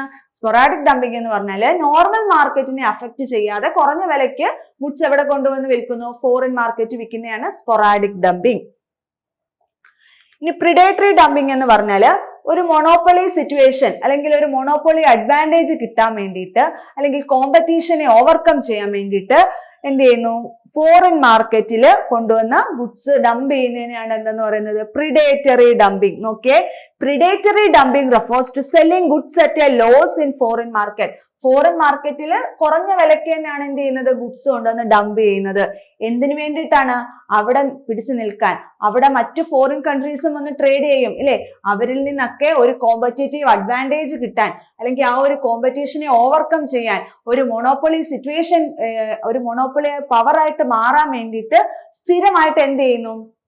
അവര് ഗുഡ്സ് കുറഞ്ഞ വിലയ്ക്ക് എവിടെ കൊടുക്കുന്നു? ഫോറിൻ മാർക്കറ്റിൽ കൊടുക്കുന്നു. എന്നിട്ട് പെയ്യ ആ ഒരു മൊണോപ്പൊളി ഒരു പവർ ഗെയിൻ ചെയ്ത് കഴിഞ്ഞിട്ട് അവരെന്ത് ചെയ്യുന്നു? പതുക്കെ അവരവരുടെ വില, ഗുഡ്സിന്റെ വില എന്ത് ചെയ്തു വരുന്നു? കൂട്ടിക്കൊണ്ടുവരുന്നു. അപ്പം ഈ പ്രിഡേറ്ററി എന്ന് പറഞ്ഞാൽ ഇരകളെ പോലെ, അതായത് ഗുഡ്സ് കുറഞ്ഞ വിലയ്ക്ക് വിൽക്കുന്നു, എന്നിട്ട് നോക്കിയിരിക്കുന്നു. അവിടെ ഒരു മൊണോപ്പൊളി പവർ ഗെയിൻ ചെയ്ത് കഴിഞ്ഞാൽ പെട്ടെന്ന് അവരെന്ത് ചെയ്യുന്നു? വിലയങ്ങ് കൂട്ടുന്നു. അതാണ് പ്രിഡേറ്ററി ഡംപിംഗ്. സ്പൊറാഡിക് ഡംപിംഗ് എന്ന് പറഞ്ഞാൽ എന്തായിരുന്നു? നോർമൽ മാർക്കറ്റിനെ അഫക്ട് ചെയ്ത് കുറഞ്ഞ വിലയ്ക്ക് എവിടെ കൊണ്ടുവന്ന് ഗുഡ്സ് വിൽക്കുന്നു? ഫോറിൻ മാർക്കറ്റില്.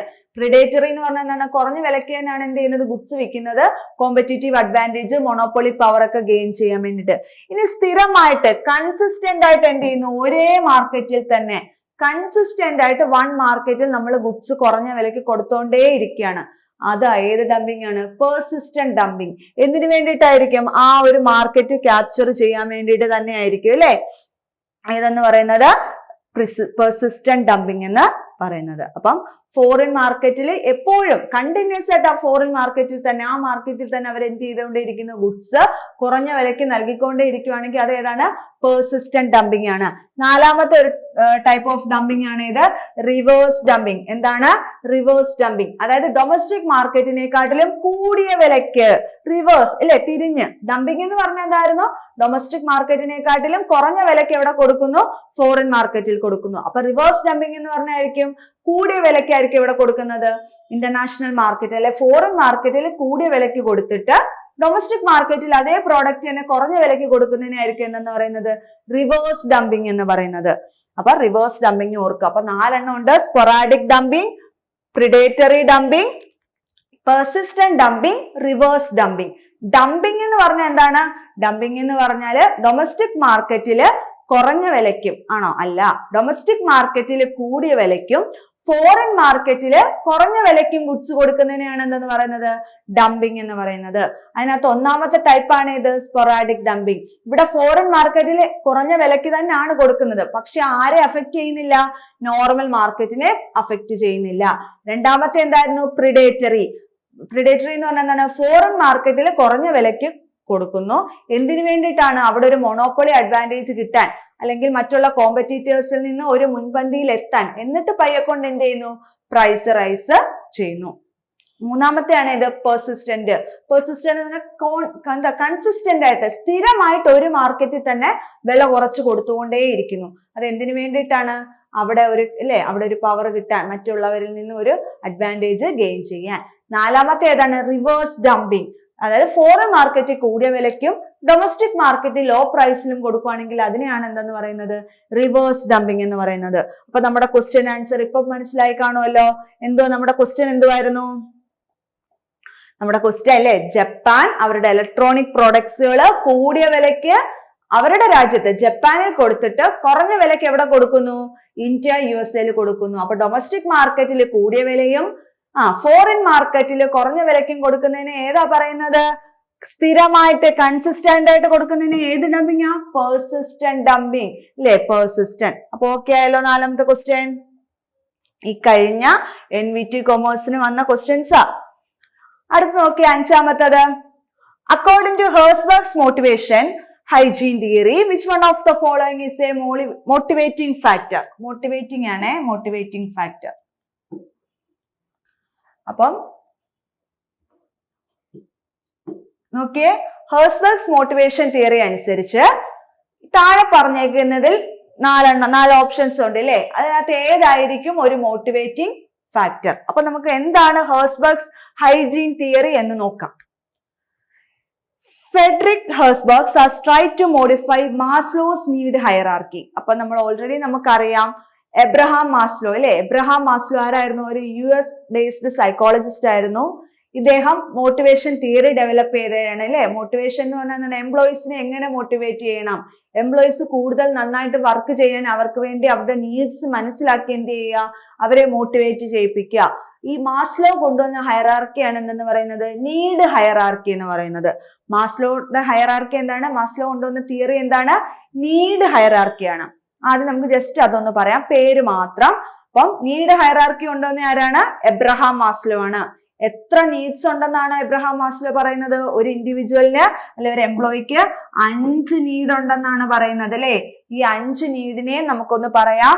ഏറ്റവും ബേസിക് ആയിട്ട് ഒരു എംപ്ലോയിക്ക് അല്ലെങ്കിൽ ഒരു ഇൻഡിവിജ്വലിന് വേണ്ടുന്ന നീഡ് ഏതാണ്? ഫിസിയോളജിക്കൽ നീഡാണ്. എന്താണ്? Physiological need. Physiological need satisfy ചെയ്ത് കഴിഞ്ഞാൽ അടുത്ത നീഡ് എന്താണ്? Safety and security need. എന്താണ്? Safety and security. അതും അക്യൂർ ചെയ്ത് കഴിഞ്ഞാൽ അടുത്ത നീഡ് എന്തായിരിക്കും? സോഷ്യൽ നീഡ് ആയിരിക്കും. എന്താണ്? Social need. അടുത്തത് എസ്റ്റീം. എന്താണ്? എസ്റ്റീം. അഞ്ചാമത്തെ നീഡ് ഏതാണ്? Self actualization. ചോദിച്ചിട്ടുള്ളതാണ് പ്രീവിയസ് ഇയറിൽ സെറ്റിനൊക്കെ ഒരുപാട് തവണ വന്നിട്ടുള്ള ക്വസ്റ്റ്യൻസ് ആണ് ഇത് ഈ നീഡ് ഹയറാർക്കിയിൽ നിന്നും. നീഡ് ഹയറാർക്കി ആരാണ് കൊണ്ടുവന്നത്? എബ്രഹാം മാസ്ലോ ആണ് കൊണ്ടുവന്നത്. എബ്രഹാം മാസ്ലോ എത്ര നീഡ് ഉണ്ടെന്നാണ് പറയുന്നത്? 5 നീഡ്. ഏറ്റവും ലോവസ്റ്റ് ലെവൽ നീഡ് ഏതാണ്? ഫിസിയോളജിക്കൽ നീഡാണ്. ഏറ്റവും ഹയസ്റ്റ് ലെവൽ നീഡ് ഏതാണ്? സെൽഫ് ആക്ച്വലൈസേഷൻ നീഡാണ്. അപ്പൊ ശ്രദ്ധിക്കുക, ഈ എബ്രഹാം മാസ്ലോയുടെ നീഡ് ഹയറാർക്കിയെ മോഡിഫൈ ചെയ്തുകൊണ്ട് വന്ന തിയറിയാണ് ഇത് ഹൈജീൻ തിയറി. അപ്പം എബ്രഹാം മാസ്ലോയുടെ നീഡ് ഹയറാർക്കിയെ മോഡിഫൈ ചെയ്തുകൊണ്ട് വന്ന തിയറി ഏതാണ്? ഹൈജീൻ തിയറിയാണ്. ഹൈജീൻ തിയറിയുടെ വേറൊരു പേരെന്താണ്? 2 factor തിയറി. ഹൈജീൻ തിയറിയെ നമുക്ക് എന്തെന്നും പറയാം? ഹെർസ്ബർഗ്സ് തിയറി എന്നോ 2 factor തിയറി എന്നോ ഒക്കെ പറയാം. അപ്പൊ നോക്കിയേ, he said that there are certain satisfiers and dissatisfiers for employees at work. അപ്പൊ ഈ ഫ്രെഡറിക് ഹെർസ്ബർഗ് എന്താണ് പറയുന്നത്? ഓരോ എംപ്ലോയിക്കും ജോലി ചെയ്യാൻ അവരെ പ്രേരിപ്പിക്കുന്നതും ഡിസാറ്റിസ്ഫൈ ചെയ്യുന്നതും അല്ലെ. പ്രേരിപ്പിക്കുന്ന ഘടകങ്ങളും ഉണ്ട്, അവരെ മടുപ്പിക്കുന്ന ഘടകങ്ങളും ഉണ്ട് അല്ലെ. സാറ്റിസ്ഫൈ ചെയ്യിപ്പിക്കുന്ന ഫാക്ടേഴ്സും ഉണ്ട്, ഡിസാറ്റിസ്ഫൈ ചെയ്യിപ്പിക്കുന്ന ഫാക്ടേഴ്സും ഉണ്ട് അവര് ജോലി ചെയ്യുന്ന സമയത്ത് അല്ലെ. അപ്പൊ അത് ഐഡന്റിഫൈ ചെയ്യുക, അത് ഐഡന്റിഫൈ ചെയ്തിട്ട് അവരെ മോട്ടിവേറ്റ് ചെയ്യുക, എങ്കിലേ നമുക്ക് കാര്യമുള്ളൂ. അപ്പൊ നമുക്ക് നോക്കാം. അപ്പൊ ഈ ഫ്രെഡറിക് ഹെർസ്ബർഗ് ആണ് എന്ത് കൊണ്ടുവന്നത്? ഹൈജീൻ തിയറി കൊണ്ടുവന്നത്. ഹൈജീൻ തിയറിയുടെ വേറൊരു പേരെന്താണ്? 2 factor തിയറി. ഈ 2 ഫാക്ടേഴ്സ് ഏതാണെന്ന് നോക്കാം. ഹൈജീൻ ഫാക്ടറും മോട്ടിവേറ്റിംഗ് ഫാക്ടറും. അപ്പൊ ഫ്രെഡറിക് ഹെർസ്ബർഗ് കൊണ്ടുവന്ന ഹൈജീൻ തിയറിയിലെ 2 ഫാക്ടേഴ്സ് ഏതൊക്കെയാണ്? ഹൈജീൻ ഫാക്ടറും മോട്ടിവേറ്റിംഗ് ഫാക്ടറും അല്ലെ. ഇത് രണ്ടും എന്താണ്? ഇൻഡിപെൻഡന്റ് ഓഫ് ഈച്ച് അതർ, പരസ്പരം റിലേറ്റ് ചെയ്ത 2 ഫാക്ടേഴ്സ് ആണ് അല്ലെ. അപ്പൊ നമുക്ക് നോക്കാം. ഒന്നാമത്തെയാണ് ഹൈജീൻ ഫാക്ടർ. അതായത് എംപ്ലോയീസിന് ഇപ്പം ജോബിനോട് എന്താണ്, അവർ ചെയ്യുന്ന വർക്കിനോട് അവർ ഡിസാറ്റിസ്ഫൈഡ് ആണെങ്കിൽ അവർ എന്തിനെ ആയിരിക്കും കൂടുതൽ കുറ്റപ്പെടുത്തുന്നത്, അല്ലെ അവർ എന്തിനെ പറ്റി ആയിരിക്കും കൂടുതൽ ബ്ലെയിം ചെയ്യുന്നത്? അവർ ആ വർക്ക് ചെയ്യുന്ന എൻവയോൺമെന്റിനെ ആയിരിക്കും അവർ എന്ത് ചെയ്യുന്നത്, ബ്ലെയിം ചെയ്യുന്നത്. അതായത് when people are dissatisfied with their job, they blame the environment in which they are working. അല്ലെ, ഇതിനെയാണ് നമുക്ക് എന്തെന്ന് പറയാം, ഹൈജീൻ ഫാക്ടേഴ്സ് എന്ന് പറയാം. they are extrinsic part of the job. അല്ലെ, ഹൈജീൻ ഫാക്ടേഴ്സ് എന്ന് പറഞ്ഞാല് മോട്ടിവേറ്റിനെ എംപ്ലോയീസിനെ എന്ത് ചെയ്യത്തില്ല, ഒരിക്കലും മോട്ടിവേറ്റ് ചെയ്യത്തില്ല, പക്ഷെ അതിന്റെ ആബ്സെൻസ് ഡിസ്മോട്ടിവേറ്റ് ചെയ്യും. അല്ലെ, അപ്പം ഹൈജീൻ ഫാക്ടേഴ്സ് നല്ലതാണെന്നുണ്ടെന്നുണ്ടെങ്കിൽ അത് കൂടുതൽ അവരെ മോട്ടിവേറ്റ് ചെയ്യുമോ? ഇല്ല. പക്ഷെ എന്തെങ്കിലും ഒരു ഹൈജീൻ ഫാക്ടർ അവിടെ കുറവാണെന്നുണ്ടെങ്കിൽ അവർ ജോലി ചെയ്യാതിരിക്കാൻ അതെന്താണ്, ഒരു ഘടകം ആണ്. അപ്പൊ ഹൈജീൻ ഫാക്ടേഴ്സിനകത്ത് എന്തൊക്കെ വരുന്നു?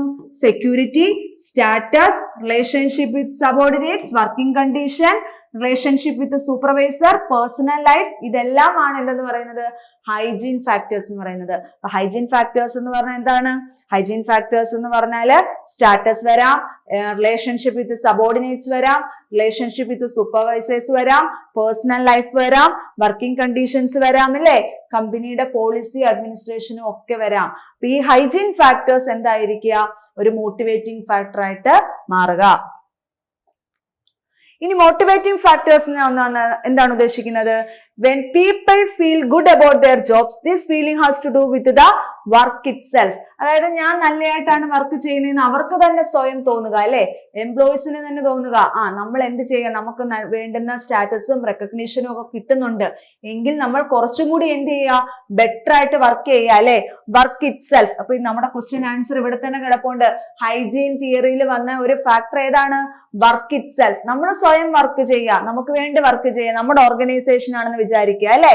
അപ്പം it is an presence of motivating factor can motivate people. നമ്മൾ ചെയ്യുന്ന വർക്കിനെ ഒന്ന് റെക്കഗ്നൈസ് ചെയ്താ, മോട്ടിവേറ്റ് ചെയ്താ കൂടുതൽ നമുക്ക് എന്ത് ചെയ്യാനാണ് തോന്നത്തുള്ളൂ, ആ ഒരു ഓർഗനൈസേഷന് വേണ്ടി വർക്ക് ചെയ്യാനേ തോന്നത്തുള്ളൂ. അല്ലെ, നമുക്ക് പ്രൊമോഷൻ തരുന്നു, നമുക്ക് ബെറ്റർ സാലറി തരുന്നു, ജോബ് എൻറിച്ച്മെന്റ് തരുന്നു, ഇതൊക്കെ എന്താണ്, മോട്ടിവേറ്റിംഗ് ഫാക്ടർ ആണ്. അപ്പൊ ഹെർസ്ബർഗ്സിന്റെ മോട്ടിവേഷൻ തിയറിയിലുള്ള 4 ഫാക്ടേഴ്സ് ഉണ്ട്. അതിനകത്ത് ഏതാണ് ഒരു motivating factor? Company policy, job security, interpersonal relationship ഒക്കെ ഏത് ഫാക്ടർ ആണ്?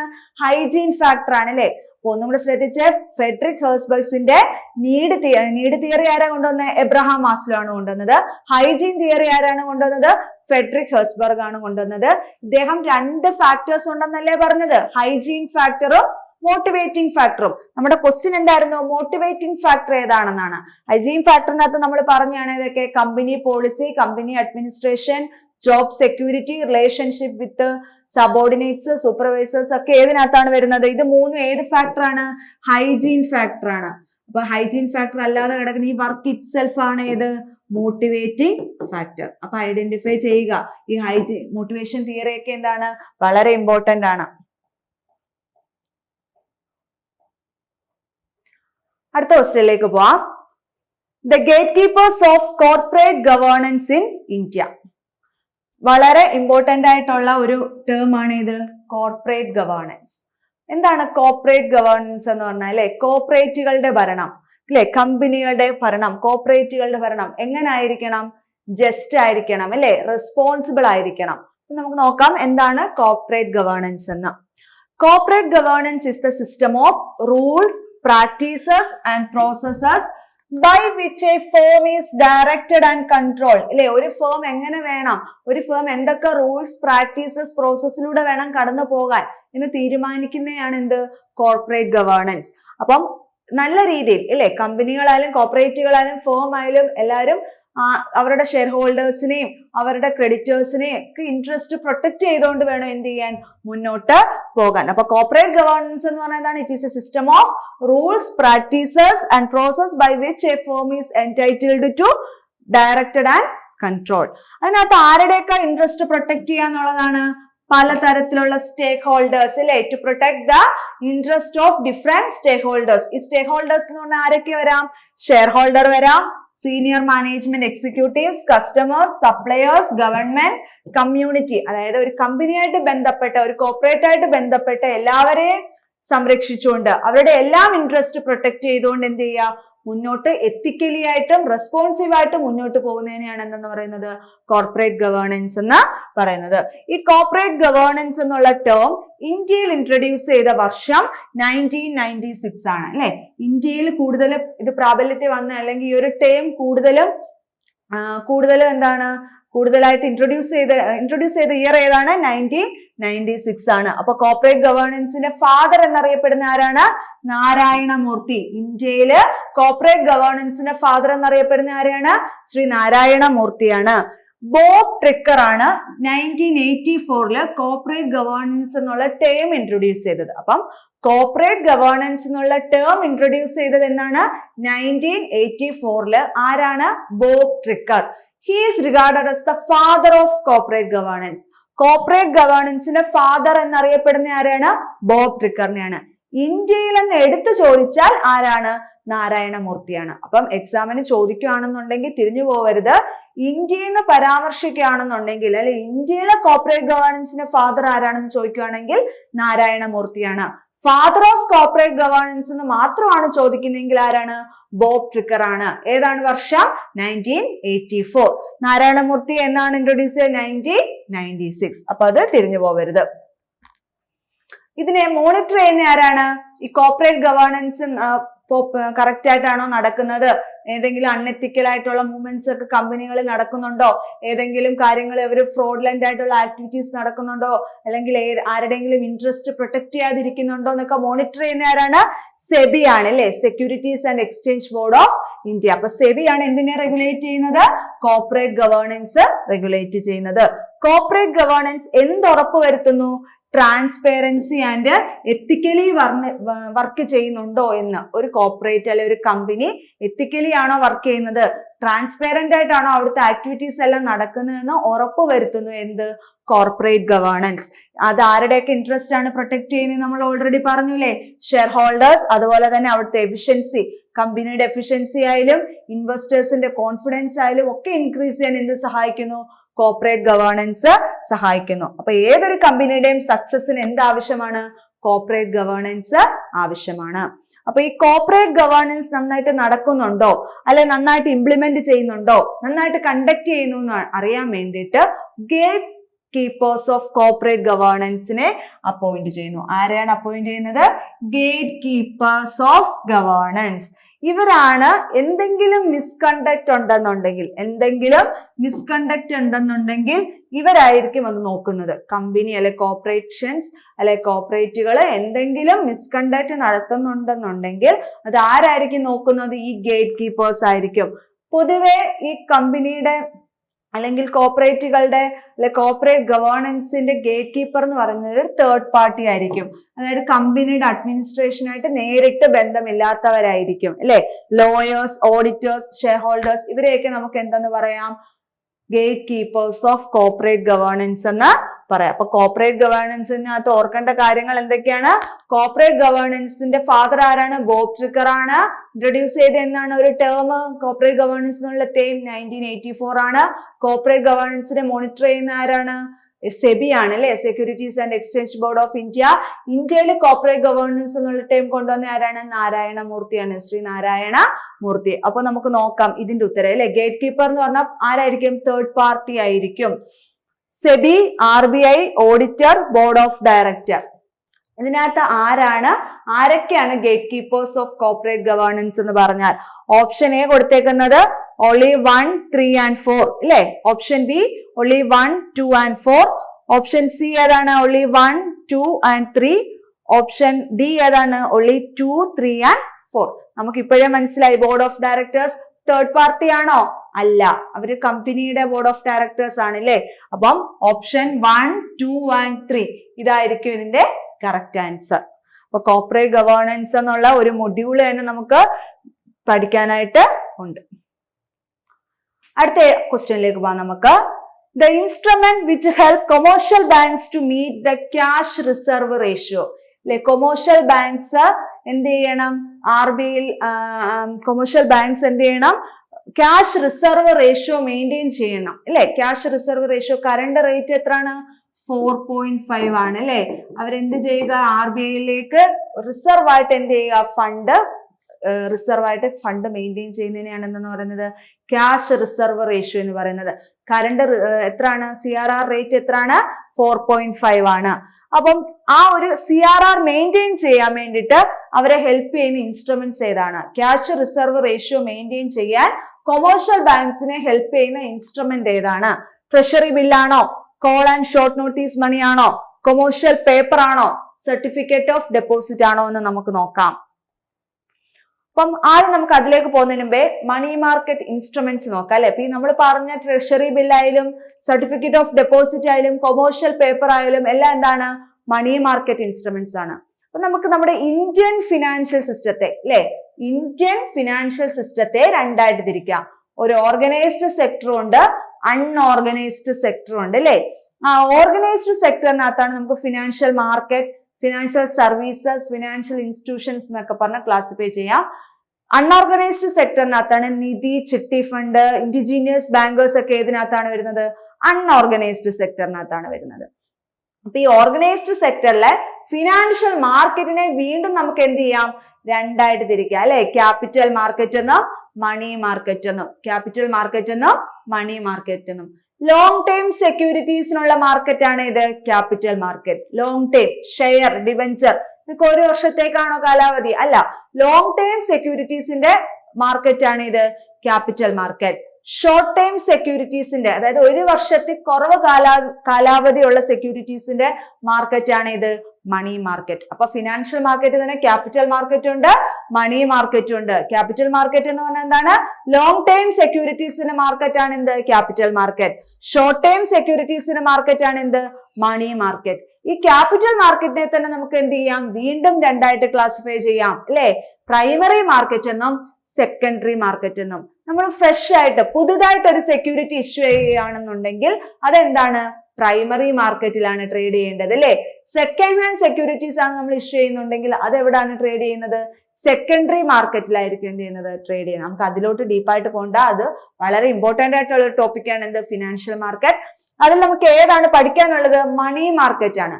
മണി മാർക്കറ്റ് എന്ന് പറഞ്ഞാൽ നമ്മൾ പറഞ്ഞു ഷോർട്ട് ടൈം സെക്യൂരിറ്റീസിന്റെ മാർക്കറ്റ് ആണ്. ഷോർട്ട് ടൈം സെക്യൂരിറ്റീസിന്റെ മാർക്കറ്റ് ആണ് എന്ത്, മണി മാർക്കറ്റ്. മണി മാർക്കറ്റിൽ ട്രേഡ് ചെയ്യുന്ന സെക്യൂരിറ്റീസ് അല്ലെങ്കിൽ ഇൻസ്ട്രുമെന്റ്സ് ആണ് ഏതൊക്കെ, treasury bill, certificate of deposit, call money, commercial paper എന്നൊക്കെ പറഞ്ഞാൽ ഇതിന്റെ ഒക്കെ മെച്യൂരിറ്റി എന്തായിരിക്കും, ലെസ് ദാൻ 1 year ആയിരിക്കും. അതുകൊണ്ടാണ് അവരെ എന്തെന്ന് പറയുന്നത്, മണി മാർക്കറ്റ് ഇൻസ്ട്രുമെന്റ്സ് എന്ന് പറയുന്നത്. മണി മാർക്കറ്റ് ഇൻസ്ട്രുമെന്റ്സിനെ എന്ത് ചെയ്യാം, they can be easily converted into cash അല്ലെ. പെട്ടെന്ന് തന്നെ ക്യാഷ് ആക്കി മാറ്റാൻ പറ്റുന്ന തരത്തിലുള്ള ഇൻസ്ട്രുമെന്റ്സ് ആയിരിക്കും എന്ത്, മണി മാർക്കറ്റ് ഇൻസ്ട്രുമെന്റ്സ്. ഓർത്തിരിക്കുക ഈ പോയിന്റ്സ് ഒക്കെ. ലിക്വിഡിറ്റി കൂടുതലായിരിക്കും, ഫിനാൻഷ്യൽ ലിക്വിഡിറ്റി കൂടുതലായിരിക്കും, പെട്ടെന്ന് തന്നെ ക്യാഷ് ആയിട്ട് കൺവേർട്ട് ചെയ്യാം. ഏത് ഇൻസ്ട്രുമെന്റ്സാ, money market instruments. Money market instruments ഏതൊക്കെയാണെന്ന് നമുക്ക് നോക്കാം. ഒന്നാമത്തെയാണ് സർട്ടിഫിക്കറ്റ് ഓഫ് ഡെപ്പോസിറ്റ് അല്ലെ. നമ്മൾ കൊമേഴ്ഷ്യൽ ബാങ്കിലൊക്കെ ഡെപ്പോസിറ്റ് ചെയ്യുന്നതിന്റെ ഫലമായിട്ട് നമുക്ക് എന്ത് കിട്ടുന്നു, ഒരു സർട്ടിഫിക്കറ്റ് ഓഫ് ഡെപ്പോസിറ്റ് കിട്ടുന്നു.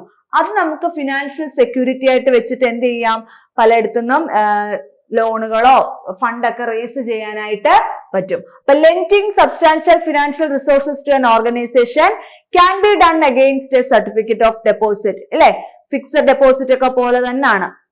അതിനെന്തായിരിക്കും, ലിക്വിഡിറ്റി കൂടുതൽ ആയിരിക്കും, പെട്ടെന്ന് തന്നെ എന്ത് ചെയ്യാൻ പറ്റും, നമുക്ക് ക്യാഷ് ആക്കി മാറ്റാനായിട്ട് പറ്റും. അടുത്താണ് കൊമേഴ്ഷ്യൽ പേപ്പർ. കൊമേഴ്ഷ്യൽ പേപ്പർ എന്ന് പറഞ്ഞാൽ എന്താണ്, ഒരു പ്രൊമിസറി നോട്ടാണ് അല്ലെ.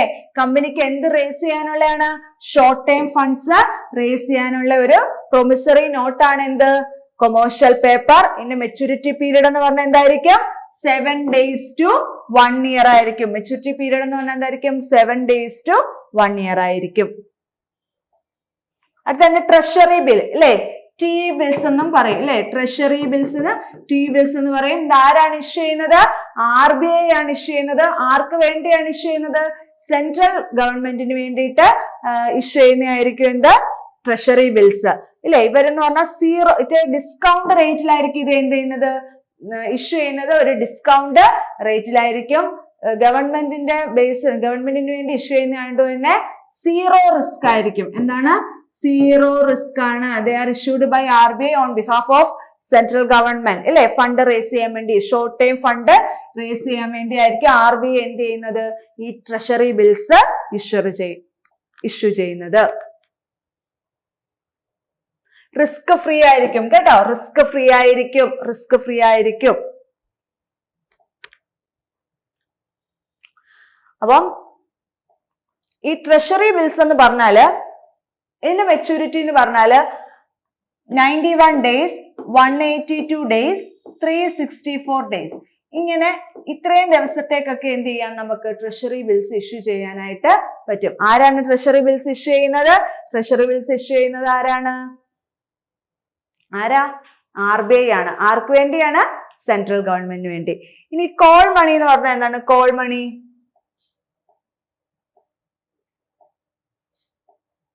അല്ലെ, കോൾ ആൻഡ് ഷോർട്ട് നോട്ടീസ് മണി. ഒരു ദിവസത്തേക്കൊക്കെ കൊമേഴ്ഷ്യൽ ബാങ്കിന് ഫണ്ട് വേണം അല്ലെ, ഒരു ദിവസത്തേക്കൊക്കെ വേണമെങ്കിൽ ഒരു ദിവസത്തേക്ക് ഇഷ്യൂ ചെയ്യുന്നതിനെയാണ് കോൾ മണി എന്നും, ഒന്ന് തൊട്ട് ഒന്നിൽ കൂടുതൽ to 14 days ഒക്കെ ആണെങ്കിൽ ഇതിന്റെ മെച്യൂരിറ്റി പീരീഡ് 1 to 14 days ആണ് കേട്ടോ. 1 to 14 days ഒരു ദിവസത്തേക്കുള്ള ആണെങ്കിൽ നമുക്ക് കോൾ മണി എന്നും, 1 to 14 days ഉള്ളയാണെങ്കിൽ ഷോർട്ട് നോട്ടീസ് മണി എന്നും പറയാം. ഇതും എന്താണ്? ഒരു short term fund raising method ആണ് ഇത് കോൾ ആൻഡ് ഷോർട്ട് നോട്ടീസ് മണി എന്ന് പറഞ്ഞാലും.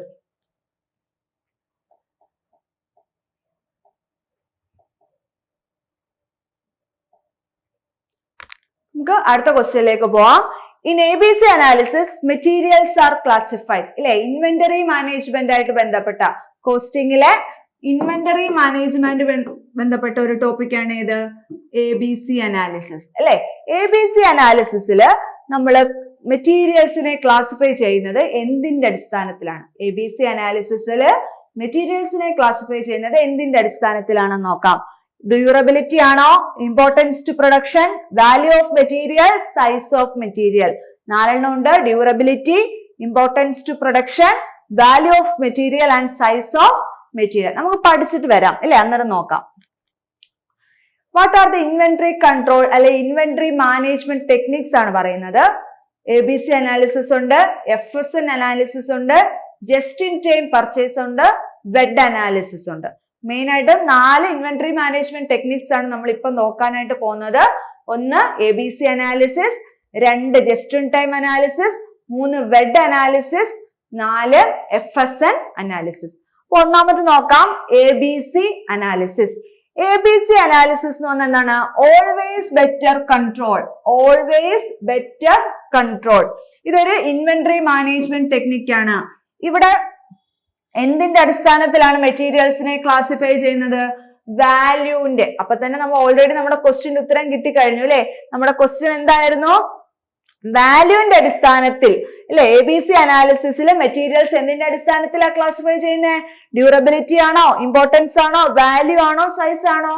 വാല്യൂ. ഓക്കെ ആണല്ലോ. എന്റെ ആൻസർ ഏതാണ്? Value of material.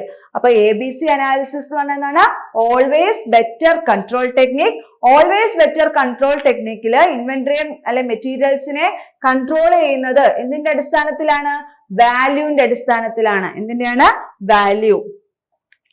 ABC അനാലിസിസിൽ A category, B category, C category, ഇങ്ങനെ 3 കാറ്റഗറി ആയിട്ട് എന്ത് ചെയ്യാം? മെറ്റീരിയൽസിനെ തരംതിരിക്കാം. ഏറ്റവും കൂടുതൽ വാല്യൂ ഉള്ള അല്ലെ, ഏറ്റവും കൂടുതൽ കെയർ വേണ്ടുന്ന മെറ്റീരിയൽസ് ആയിരിക്കും ഏത് കാറ്റഗറിയിൽ വരുന്നത്? A. ഏറ്റവും കുറവ് കെയർ വേണ്ടുന്ന അല്ലെങ്കിൽ ഏറ്റവും കുറഞ്ഞ വാല്യൂ ഉള്ളത് ഏതായിരിക്കും? C കാറ്റഗറി ആയിരിക്കും. ഇതിന്റെ രണ്ടിന്റെയും എയുടെയും സിയുടെയും ഒരു മീഡിയം മോഡറേറ്റ് ആയിട്ട് നിൽക്കുന്നതായിരിക്കും ഏത് കാറ്റഗറിയിൽ വരുന്നത്? B കാറ്റഗറിയിൽ വരുന്നത് അല്ലെ. കോസ്റ്റ്ലി, ഏറ്റവും കൂടുതൽ വിലയുള്ള അല്ലെങ്കിൽ ഏറ്റവും കൂടുതൽ കെയർ വേണ്ടുന്ന മെറ്റീരിയൽസ് ഏതിനകത്തായിരിക്കും?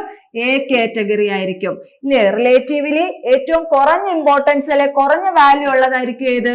C category. ഇത് രണ്ടിനകത്തും A കാറ്റഗറിക്കകത്തും C കാറ്റഗറിക്കകത്തും വരാത്ത മെറ്റീരിയൽസ് ഏതിനകത്ത് വരുന്ന ഒരു മോഡറേറ്റ് വാല്യൂ ഉള്ളതായിരിക്കും B കാറ്റഗറിയിൽ വരുന്നത്. അപ്പൊ A കാറ്റഗറിക്കകത്താണ് കൂടുതൽ കെയറും കൺട്രോളും ഏതിനാണ് വേണ്ടത്? A category. Less care and less control ഏതിനകത്താണ്? C category. Normal care and attention ഏതിനാണ് വേണ്ടത്? C. അപ്പൊ ABC അനാലിസിസിലെ മെറ്റീരിയൽസിനെ എന്ത് ചെയ്യുന്നു? 3 കാറ്റഗറി ആക്കുന്നു. ഓൾവേസ് ബെറ്റർ കൺട്രോൾ, ഏറ്റവും കൂടുതൽ കെയർ ആൻഡ് വാല്യൂ ഉള്ളതായിരിക്കും A category. Less care and less value ഉള്ളതായിരിക്കും C category. Normal care and attention വേണ്ടുന്നതായിരിക്കും B കാറ്റഗറി. ഈ ABC അനാലിസിസ് മെറ്റീരിയൽസിനെ എന്തിന്റെ അടിസ്ഥാനത്തിലാണ് നമ്മൾ തരംതിരിക്കുന്നത്, ക്ലാസിഫൈ ചെയ്യുന്നത്? Basis on their importance or value അല്ലെ, അവരുടെ റിലേറ്റീവ് ഇമ്പോർട്ടൻസിന്റെയോ അല്ലെങ്കിൽ വാല്യൂവിന്റെയോ ഒക്കെ അടിസ്ഥാനത്തിൽ ആയിരിക്കും. രണ്ടാമത്തെയാണ് എന്ത്? VED analysis. VED analysis, vital, essential and desirable. VED analysis എന്ന് പറഞ്ഞാൽ vital, essential and desirable. Spare പാർട്സിന്റെ കൺട്രോളിന് വേണ്ടി. എന്തിനാണ്? സ്പെയർ പാർട്സിന്റെ എക്യുപ്മെന്റ്സിന്റെ ഒക്കെ കൺട്രോളിന് വേണ്ടിയിട്ട് കൊണ്ടുവന്ന ഒരു ഇൻവെന്ററി മാനേജ്മെന്റ് ടെക്നിക്കാണ് ഇത് വെഡ് അനാലിസിസ്. വെഡ് അനാലിസിസിലെ 3 കാറ്റഗറിയാണ്: വൈറ്റൽ, എസെൻഷ്യൽ ആൻഡ് ഡിസൈറബിൾ.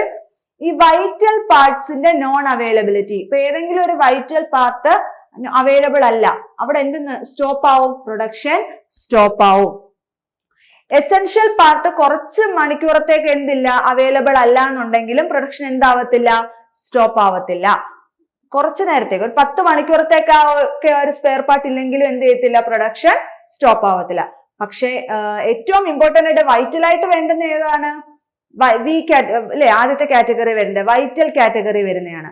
ഇനി ഡിസൈറബിൾ എന്ന് പറഞ്ഞാല് ഡിസൈറബിളിനകത്തുള്ള മെറ്റീരിയൽസ് ഇല്ലെങ്കിൽ പോലും പ്രൊഡക്ഷൻ എന്ത് ചെയ്യുന്നില്ല, അത് വലുതായിട്ട് ബാധിക്കുന്നില്ല. അപ്പൊ desirable parts are those parts which are needed, ആവശ്യമാണ്, പക്ഷെ അവരുടെ ആബ്സെൻസ് എന്തിലേക്ക് നയിക്കുന്നില്ല? പ്രൊഡക്ഷൻ സ്റ്റോപ്പേജിലേക്കൊന്നും നയിക്കുന്നില്ല. അപ്പൊ ABC അനാലിസിസിൽ വാല്യൂവിന്റെ അടിസ്ഥാനത്തിലാണ് മെറ്റീരിയൽസിനെ ക്ലാസിഫൈ ചെയ്യുന്നത്. വെഡ് അനാലിസിസ് എന്തിനു വേണ്ടിയിട്ടാണ്? സ്പെയർ പാർട്സിന്റെ കൺട്രോൾസിന് വേണ്ടിയിട്ടാണ് അല്ലെ. ഏറ്റവും വൈറ്റൽ ആയിട്ട് വേണ്ടുന്ന സ്പെയർ പാർട്സ് ആയിരിക്കും വൈറ്റൽ കാറ്റഗറി. അവരുടെ നോൺ അവൈലബിലിറ്റി എന്തിനെ ബാധിക്കുന്നു? പ്രൊഡക്ഷനെ ബാധിക്കുന്നു. എസെൻഷ്യൽ, അവരുടെ നോൺ അവൈലബിലിറ്റി കുറച്ച് നേരത്തേക്കൊക്കെ ആണെങ്കിൽ, കുറച്ച് മണിക്കൂറത്തേക്കൊക്കെ ആണെങ്കിൽ എന്തിനെ ബാധിക്കുന്നില്ല? പ്രൊഡക്ഷനെ ബാധിക്കുന്നില്ല. ഡിസൈറബിൾ അതിന്റെ ആബ്സെൻസ് ആരെ ബാധിക്കുന്നില്ല? പ്രൊഡക്ഷനെ ബാധിക്കുന്നില്ല. അപ്പൊ അങ്ങനെ 3ആയിട്ടായിരിക്കും എന്ത് ചെയ്യുന്നത്? ക്ലാസിഫൈ ചെയ്യുന്നത്. അടുത്ത FSN, fast moving, slow moving, non moving.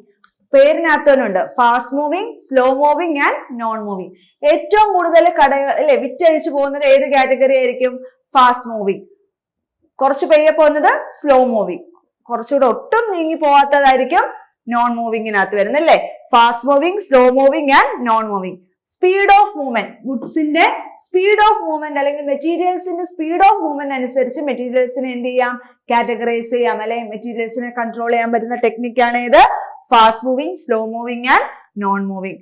Last technique ഏതാണ്? Just in time. അതായത് ആവശ്യമുള്ളപ്പോ നേരത്തെ ഓവർ സ്റ്റോക്ക് ചെയ്ത് വെച്ചേക്കേണ്ട ആവശ്യമില്ല, നേരത്തെ സ്റ്റോക്ക് ചെയ്യേണ്ട ആവശ്യമില്ല, പ്രൊഡക്ഷൻ സമയത്ത് ഗുഡ്സ് കൊണ്ടുവരുന്നു. അങ്ങനെ ജസ്റ്റ് ഇൻ ടൈം എല്ലാം നേരത്തെ സ്റ്റോക്ക് ചെയ്യാതെ റോ മെറ്റീരിയൽസ് ആയാലും വർക്കിംഗ് പ്രോഗ്രസ് ആയാലും ഫിനിഷ്ഡ് പ്രോഡക്ട്സ് ആയാലും എല്ലാം ആ ഒരു ടൈമിൽ എന്ത് ചെയ്യുന്നു? നടക്കുന്നു. അതായത് just in time purchasing, just in time production, just in time delivery of goods. Goods നേരത്തെ സ്റ്റോക്ക് ചെയ്യുന്നില്ല, പ്രൊഡക്ഷൻ സമയത്ത് കൊണ്ടുവരുന്നു, പ്രൊഡക്ഷൻ നടക്കുന്നു, വിൽക്കുന്നു, അല്ലാതെ സ്റ്റോക്കിങ്ങോ കാര്യങ്ങളോ ഒന്നും ഇല്ല. അപ്പം ഇൻവെന്ററി കൺട്രോൾ ടെക്നിക്സ് ഇമ്പോർട്ടന്റ് ആണ്. നമ്മൾ 4 എണ്ണമാണ് പറഞ്ഞത്. ABC അനാലിസിസ് പറഞ്ഞു, FSN അനാലിസിസ് പറഞ്ഞു, വെഡ് അനാലിസിസ് പറഞ്ഞു, last one just in time ഇല്ലേ. പ്രൊഡക്ഷന്റെ സമയത്തെല്ലാം കൊണ്ടുവരുന്ന ഏതാണ്? ജസ്റ്റ് ഇൻ ടൈം ആണ്. മൂവ്മെന്റിന്റെ അടിസ്ഥാനത്തിലുള്ളതാണ് FSN. സ്പെയർ പാർട്സിന്റെ കൺട്രോളിന് വേണ്ടിയിട്ടുള്ളതാണ് വെഡ് അനാലിസിസ്. മെറ്റീരിയൽസിന് അവരുടെ റിലേറ്റീവ് എക്കണോമിക് ഇമ്പോർട്ടൻസ് അല്ലെ വാല്യൂന്റെ അടിസ്ഥാനത്തിൽ സ്റ്റോർ ചെയ്യപ്പെടുന്നതാണ് ഇത് വെഡ് അനാലിസിസ് അല്ല ABC analysis. Always better control. അപ്പം ഇത് മനസ്സിലായല്ലോ, ഇൻവെന്ററി മാനേജ്മെന്റ് ടെക്നിക്കാണ്. അടുത്ത് നോക്കാം, which one of the following is not a funding objective of IBRD ഇല്ലേ, industrial bank for reconstruction and development. ഇവരുടെ ഒബ്ജക്റ്റീവ് അല്ലാത്തത്, ഇവരുടെ ഒരു ഫണ്ടിങ് ഒബ്ജക്റ്റീവ് അല്ലാത്തത് ഏതാണെന്നാ പറഞ്ഞേക്കുന്നത്. 4 ഓപ്ഷൻസ് ഉണ്ട്. നമുക്ക് ആദ്യം IBRD എന്താണെന്ന് നോക്കാം. International bank for reconstruction and development എന്നാണ് നിലവിൽ വന്നത്? 1944 എസ്റ്റാബ്ലിഷ് ചെയ്തത്. International bank for reconstruction and development എന്താണ് എസ്റ്റാബ്ലിഷ് ചെയ്തത്? 1944. ഇതിന്റെ ഹെഡ് ക്വാർട്ടർ എവിടെയാണ്? വാഷിംഗ്ടൺ DC ആണ്. ഇവരുടെ ലക്ഷ്യം എന്താണ്? ഡെവലപ്പിംഗ് കൺട്രീസിന് എന്ത് കൊടുക്കുക? ലോൺസ് കൊടുക്കുക അല്ലെ. മിഡിൽ ഇൻകം ഡെവലപ്പിംഗ് കൺട്രീസിന് ലോൺസ് പ്രൊവൈഡ് ചെയ്യുക എന്നുള്ളതാണ് ആരുടെ ലക്ഷ്യം? IBRDയുടെ ലക്ഷ്യം. IBRDയും അതിന്റെ ഒരു സബ്സിഡറി കമ്പോണന്റ് ആണ് ഇത് IDA, ഇന്റർനാഷണൽ ഡെവലപ്മെന്റ് അസോസിയേഷൻ. ഇവരെ രണ്ടുപേരെയും കൂടെ ചേർത്താണ് എന്തെന്നറിയപ്പെടുന്നത്? World bank. World bank, IMF, പിന്നെ ഗാട്ട്, WTO, ഇതൊക്കെ നമുക്ക് സ്പെഷ്യൽ ടോപ്പിക്സ് ആയിട്ട് ഓരോന്നിനകത്തും പഠിക്കേണ്ട കാര്യങ്ങളാണ് കേട്ടോ. അപ്പൊ ഈ IBRDയിൽ അല്ലെ വേൾഡ് ബാങ്കിൽ എത്ര മെമ്പർ കൺട്രീസ് ഉണ്ട്? 189. എത്ര മെമ്പർ കൺട്രീസ് ആണുള്ളത്? 189. വേൾഡ് ബാങ്കിന്റെ പ്രസിഡന്റ് ഏതാണ്? അജയ് ബംഗ. കറന്റ് പ്രസിഡന്റ് ആരാണ്? അജയ് ബംഗയാണ്. അതുപോലെ തന്നെ ഈ പ്രധാനപ്പെട്ട ഒബ്ജക്റ്റീവ് നോക്കിയേ, IBRDയുടെ പ്രധാനപ്പെട്ട ഒബ്ജക്റ്റീവ് ലോങ് ടൈം ലോൺസ് ആർക്ക് കൊടുക്കുക? ഡെവലപ്മെന്റിന് വേണ്ടിയിട്ടും റീകൺസ്ട്രക്ഷന് വേണ്ടിയിട്ടും അല്ലെ. പേര് തന്നെ എന്താണ്? International bank for reconstruction and development. അപ്പൊ റീകൺസ്ട്രക്ഷനും ഡെവലപ്മെന്റിന് വേണ്ടിയിട്ടും ഡെവലപ്പിംഗ് കൺട്രീസിന് എന്ത് കൊടുക്കുക? ടേം ലോൺസ് ഒക്കെ കൊടുക്കുക. ഫോറിൻ പ്രൈവറ്റ് ഇൻവെസ്റ്റ്മെന്റ് ഒക്കെ എന്ത് ചെയ്യുക? എൻകറേജ് ചെയ്യുക. Financial advices and technical advice provide ചെയ്യുക.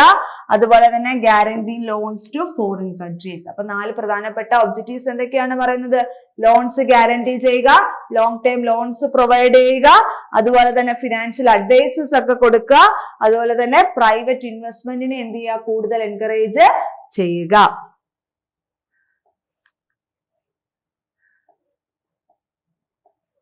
അപ്പൊ IBRDയുടെ ഫണ്ടിങ് ഒബ്ജക്റ്റീവ് അല്ലാത്ത ഏതാണെന്ന് നോക്കാം. ഒന്നാമത്തെ നോക്കി, to provide fund to borrowers at the possible lowest cost അല്ലെ. To provide fund to borrowers ആണല്ലോ. To provide short time assistance to correct the balance of payment disequilibrium. Short time assistance provide ചെയ്യുന്നത് നമ്മൾ പറഞ്ഞോ? ഇല്ല. നമ്മൾ പറഞ്ഞ എന്താണ്? Long time ലോൺസും ഫോറിൻ ഇൻവെസ്റ്റ്മെന്റ് കൂടുതൽ കൊണ്ടുവരാനും ഒക്കെ അല്ലേ, അവരെ കൂടുതൽ പ്രൊമോട്ട് ചെയ്യാനും ഒക്കെയാണ് ആര് നോക്കുന്നത്? IBRD. അവരുടെ ഡെവലപ്മെന്റ് ആണ് അല്ലെ. അപ്പം ഏതാണ് ഫണ്ടിങ് ഒബ്ജക്റ്റീവ് അല്ലാത്തത്?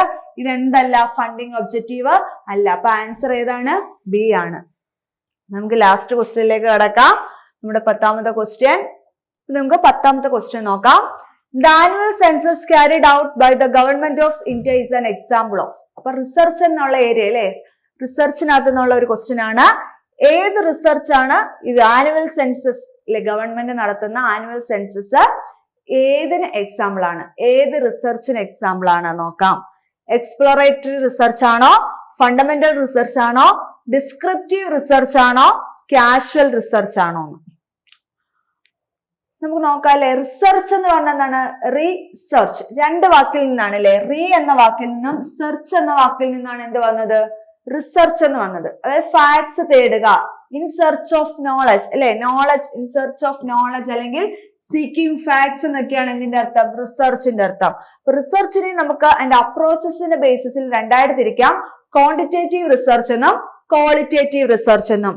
അതായത് ഡേറ്റ നമുക്ക് ന്യൂമറിക്കൽ ടേംസിൽ അല്ലെ, ഡേറ്റാസ് നമുക്ക് മെഷറബിൾ ആണെന്നുണ്ടെങ്കിൽ അതെന്താണ്? ക്വാണ്ടിറ്റേറ്റീവ് ആണ്. റിസർച്ച് എന്തിന്റെ അടിസ്ഥാനത്തിലാണ്? Research is based on quantitative method അല്ലെ. ക്വാണ്ടിറ്റേറ്റീവ് ഡേറ്റയാണ് എന്ത് ചെയ്യുന്നത്? നമ്മൾ സ്റ്റഡി നടത്തുന്നുണ്ടെങ്കിൽ അതെന്താണ്? ക്വാണ്ടിറ്റേറ്റീവ് അപ്രോച്ച് ആണ്. ഏതെങ്കിലും ഇമോഷൻസ് അല്ലെങ്കിൽ ആറ്റിറ്റ്യൂഡ്സ്, ഒപ്പീനിയൻസ് ഒക്കെയാണ് നമ്മൾ സ്റ്റഡി നടത്തുന്നുണ്ടെങ്കിൽ അതാണ് ക്വാളിറ്റേറ്റീവ് ആണ്. റിസർച്ച് തന്നെ ക്വാണ്ടിറ്റേറ്റീവ് അപ്രോച്ചും ഉണ്ട്, ക്വാളിറ്റേറ്റീവ് അപ്രോച്ചും ഉണ്ട്. ഇനി നമുക്ക് ടൈപ്സ് ഓഫ് റിസർച്ച് ഉണ്ട്. ഏകദേശം 10 കൂടുതൽ റിസർച്ചുകളുണ്ട്. പക്ഷെ നമുക്ക് ഇവിടെ ഓപ്ഷൻസിലുള്ള 4 നമ്മൾ എന്ത് ചെയ്യുന്നത്? ഡിസ്കസ് ചെയ്യുന്നത്. അപ്പൊ ഒന്നാമത്തെ റിസർച്ച് ആണ് ഫണ്ടമെന്റൽ റിസർച്ച്. ഫണ്ടമെന്റൽ റിസർച്ചിന്റെ മറ്റു 2 പേരുകളാണ് എന്ത്? Basic, pure or theoretical. Basic research എന്ന് പറയാം, പ്യുവർ റിസർച്ച് എന്ന് പറയാം, തിയററ്റിക്കൽ റിസർച്ച് എന്ന് പറയാം. അതായത് ഇവരെന്ന് പറഞ്ഞാല് this research is based on principles of laws or rules അല്ലെ. നേരത്തെ ഉള്ള ഒരു തിയറി അതിനെ എന്ത് ചെയ്യുക? ഒന്നും കൂടി ഡെവലപ്പ് ചെയ്യുക. Generalisation with the formulation of a theory. ഇങ്ങനെ തന്നെ പ്രീവിയസ് ഇയർ ക്വസ്റ്റ്യൻ ചോദിച്ചിട്ടുണ്ട്. Which research is concerned with generalisation of a formulation and theory? ഏതാണ്? ഫണ്ടമെന്റൽ റിസർച്ച് ആണ്. അതായത് ഇപ്പൊ നാച്ചുറൽ ഫിനോമിനൻ അല്ലെങ്കിൽ പ്യുവർ മാത്തമാറ്റിക്സ് ആയിട്ട് ബന്ധപ്പെട്ട തിയറീസ് ഒക്കെ എന്താണ്? ഫണ്ടമെന്റൽ റിസർച്ചിൽ വരുന്നതാണ്. അതായത് ബേസിക് റിസർച്ച് ആണ്. ഇതായിട്ട് ബന്ധപ്പെട്ട തിയറീസ് ഉണ്ട്, അതിനെ ഒന്നും കൂടെ എന്ത് ചെയ്യുക? നമ്മളൊന്ന് ഡെവലപ്പ് ചെയ്യുക. രണ്ടാമത്തെയാണ് എന്ത്? ഡിസ്ക്രിപ്റ്റീവ്. ആ പേരിൽ തന്നെ ഉണ്ട്. ഡീറ്റെയിൽഡ് സ്റ്റഡി നടത്തുക. ഒരു പ്രോബ്ലം എടുത്ത് ഡീറ്റെയിൽഡ് സ്റ്റഡി നടത്തുന്നതിനെയാണ് എന്തെന്ന് പറയുന്നത്? ഫൈൻഡിങ് ഇൻവെസ്റ്റിഗേഷൻ ഇല്ലേ. ഇൻവെസ്റ്റിഗേഷൻ നടത്തുക, നമ്മൾ ഡീറ്റെയിൽ ആയിട്ട് ഡേറ്റ കളക്ട് ചെയ്യുക, റിസർച്ച് കണ്ടെത്തുക അല്ലെ, റിസർച്ച് നടത്തി എന്ത് ചെയ്യുക, ഡേറ്റ കണ്ടെത്തുക അല്ലെ, എന്ത് സംഭവിക്കുന്നു, വാട്ട് ഈസ് ഹാപ്പനിങ് എന്ന് കണ്ടെത്തുക എന്നുള്ളതാണ് എന്ത് ഡിസ്ക്രിപ്റ്റീവ് റിസർച്ചിൽ പറയുന്നത്. ഫണ്ടമെന്റൽ റിസർച്ച് എന്ന് പറഞ്ഞാൽ it is related with generalisation and formulation of a theory. Descriptive research എന്ന് പറഞ്ഞാൽ എന്താണ്, ഫാക്ട് ഫൈൻഡിങ് ഇൻവെസ്റ്റിഗേഷൻ ആണ്. റിസർച്ചുടെ ഒരു പ്രോബ്ലം അത് എന്തുകൊണ്ട് സംഭവിച്ചു, വാട്ട് ഈസ് ഹാപ്പനിങ് അല്ലെ എന്താണ് സംഭവിക്കുന്നതെന്ന് കണ്ടെത്തുന്ന റിസർച്ച് ആണ് ഇത് ഡിസ്ക്രിപ്റ്റീവ് റിസർച്ച് എന്ന് പറഞ്ഞാല്. മൂന്നാമത്തെയാണ് എക്സ്പ്ലോറേറ്ററി റിസർച്ച്. എന്താണ് exploratory? To explore the research issue അല്ലെ, അതായത് ഓൾട്ടർനേറ്റീവ് ഓപ്ഷൻസ് എന്തല്ല ഡിഫൈൻ ചെയ്തിട്ടില്ല, അതിനുള്ള മറ്റു മാർഗങ്ങൾ റിസർച്ചിന്റെ മറ്റു ഓൾട്ടർനേറ്റീവ് ഓപ്ഷൻസ് ഒന്നും ക്ലിയർലി ഡിഫൈൻ ചെയ്തിട്ടില്ല. അങ്ങനെ ഒരു സിറ്റുവേഷനിൽ റിസർച്ചിന് കണ്ടക്ട് ചെയ്യാൻ പറ്റുന്ന റിസർച്ച് ഏതാണ്, എക്സ്പ്ലോറേറ്ററി റിസർച്ച് ആണ്. ലാസ്റ്റത്തെ കോസ് ആൻഡ് എഫക്ട് റിലേഷൻഷിപ്പ് അല്ലെ, കോസ് ആൻഡ് എഫക്ട് റിലേഷൻഷിപ്പ് അല്ലെങ്കിൽ ഒരു സൊല്യൂഷൻ കണ്ടെത്താൻ, ഒരു പ്രോബ്ലത്തിന് ഒരു സൊല്യൂഷൻ കണ്ടെത്താൻ വേണ്ടി ഒരു റിസർച്ചർ നടത്തുന്ന റിസർച്ച് ആണ് ഇത് കാഷ്വൽ റിസർച്ച്. റിസർച്ച് എന്ന് പറഞ്ഞാൽ നമ്മൾ ഫാക്ടുകൾ കണ്ടെത്തുക, ഇൻ സെർച്ച് ഓഫ് നോളജ് അല്ലെ. അപ്പൊ 4 തരത്തിലുള്ള റിസർച്ച് ആണ് നമ്മൾ ഡിസ്കസ് ചെയ്തത്. Fundamental research, exploratory research, descriptive research and casual research. നമ്മുടെ ക്വസ്റ്റ്യൻ എന്തായിരുന്നു, സെൻസസ് നമ്മൾ എന്ത് ചെയ്യണം, ഡേറ്റ എല്ലാം ഡീറ്റെയിൽ ആയിട്ട് കളക്ട് ചെയ്യണം അല്ലെ, ഡീറ്റെയിൽ ആയിട്ട് കളക്ട് ചെയ്തിട്ട് വേണം നമ്മൾ ഒരു റിപ്പോർട്ടിലേക്ക് എത്താൻ അല്ലെ. അപ്പൊ അത് നമുക്ക് ഏത് റിസർച്ച് ആണ്, ഡിസ്ക്രിപ്റ്റീവ് റിസർച്ച് ആണ്. ഏതാണ്, ഡിസ്ക്രിപ്റ്റീവ് റിസർച്ച് ആണ്. നമ്മുടെ ആൻസർ ആണ് ഡിസ്ക്രിപ്റ്റീവ് റിസർച്ച്. നമ്മൾ ഇന്നിവിടെ ഡിസ്കസ് ചെയ്തെന്ന് പറഞ്ഞാല് ഈ കഴിഞ്ഞ ജൂണിൽ നടന്ന NVT കൊമേഴ്സിന്റെ 10 ക്വസ്റ്റ്യൻസും അതിന്റെ റിലേറ്റഡ് ഫാക്ട്സും ആണ്. കാര്യങ്ങൾ പറഞ്ഞ പോയിന്റ്സ് ഒക്കെ എല്ലാവർക്കും മനസ്സിലായെന്ന് വിശ്വസിക്കുന്നു. Thank you.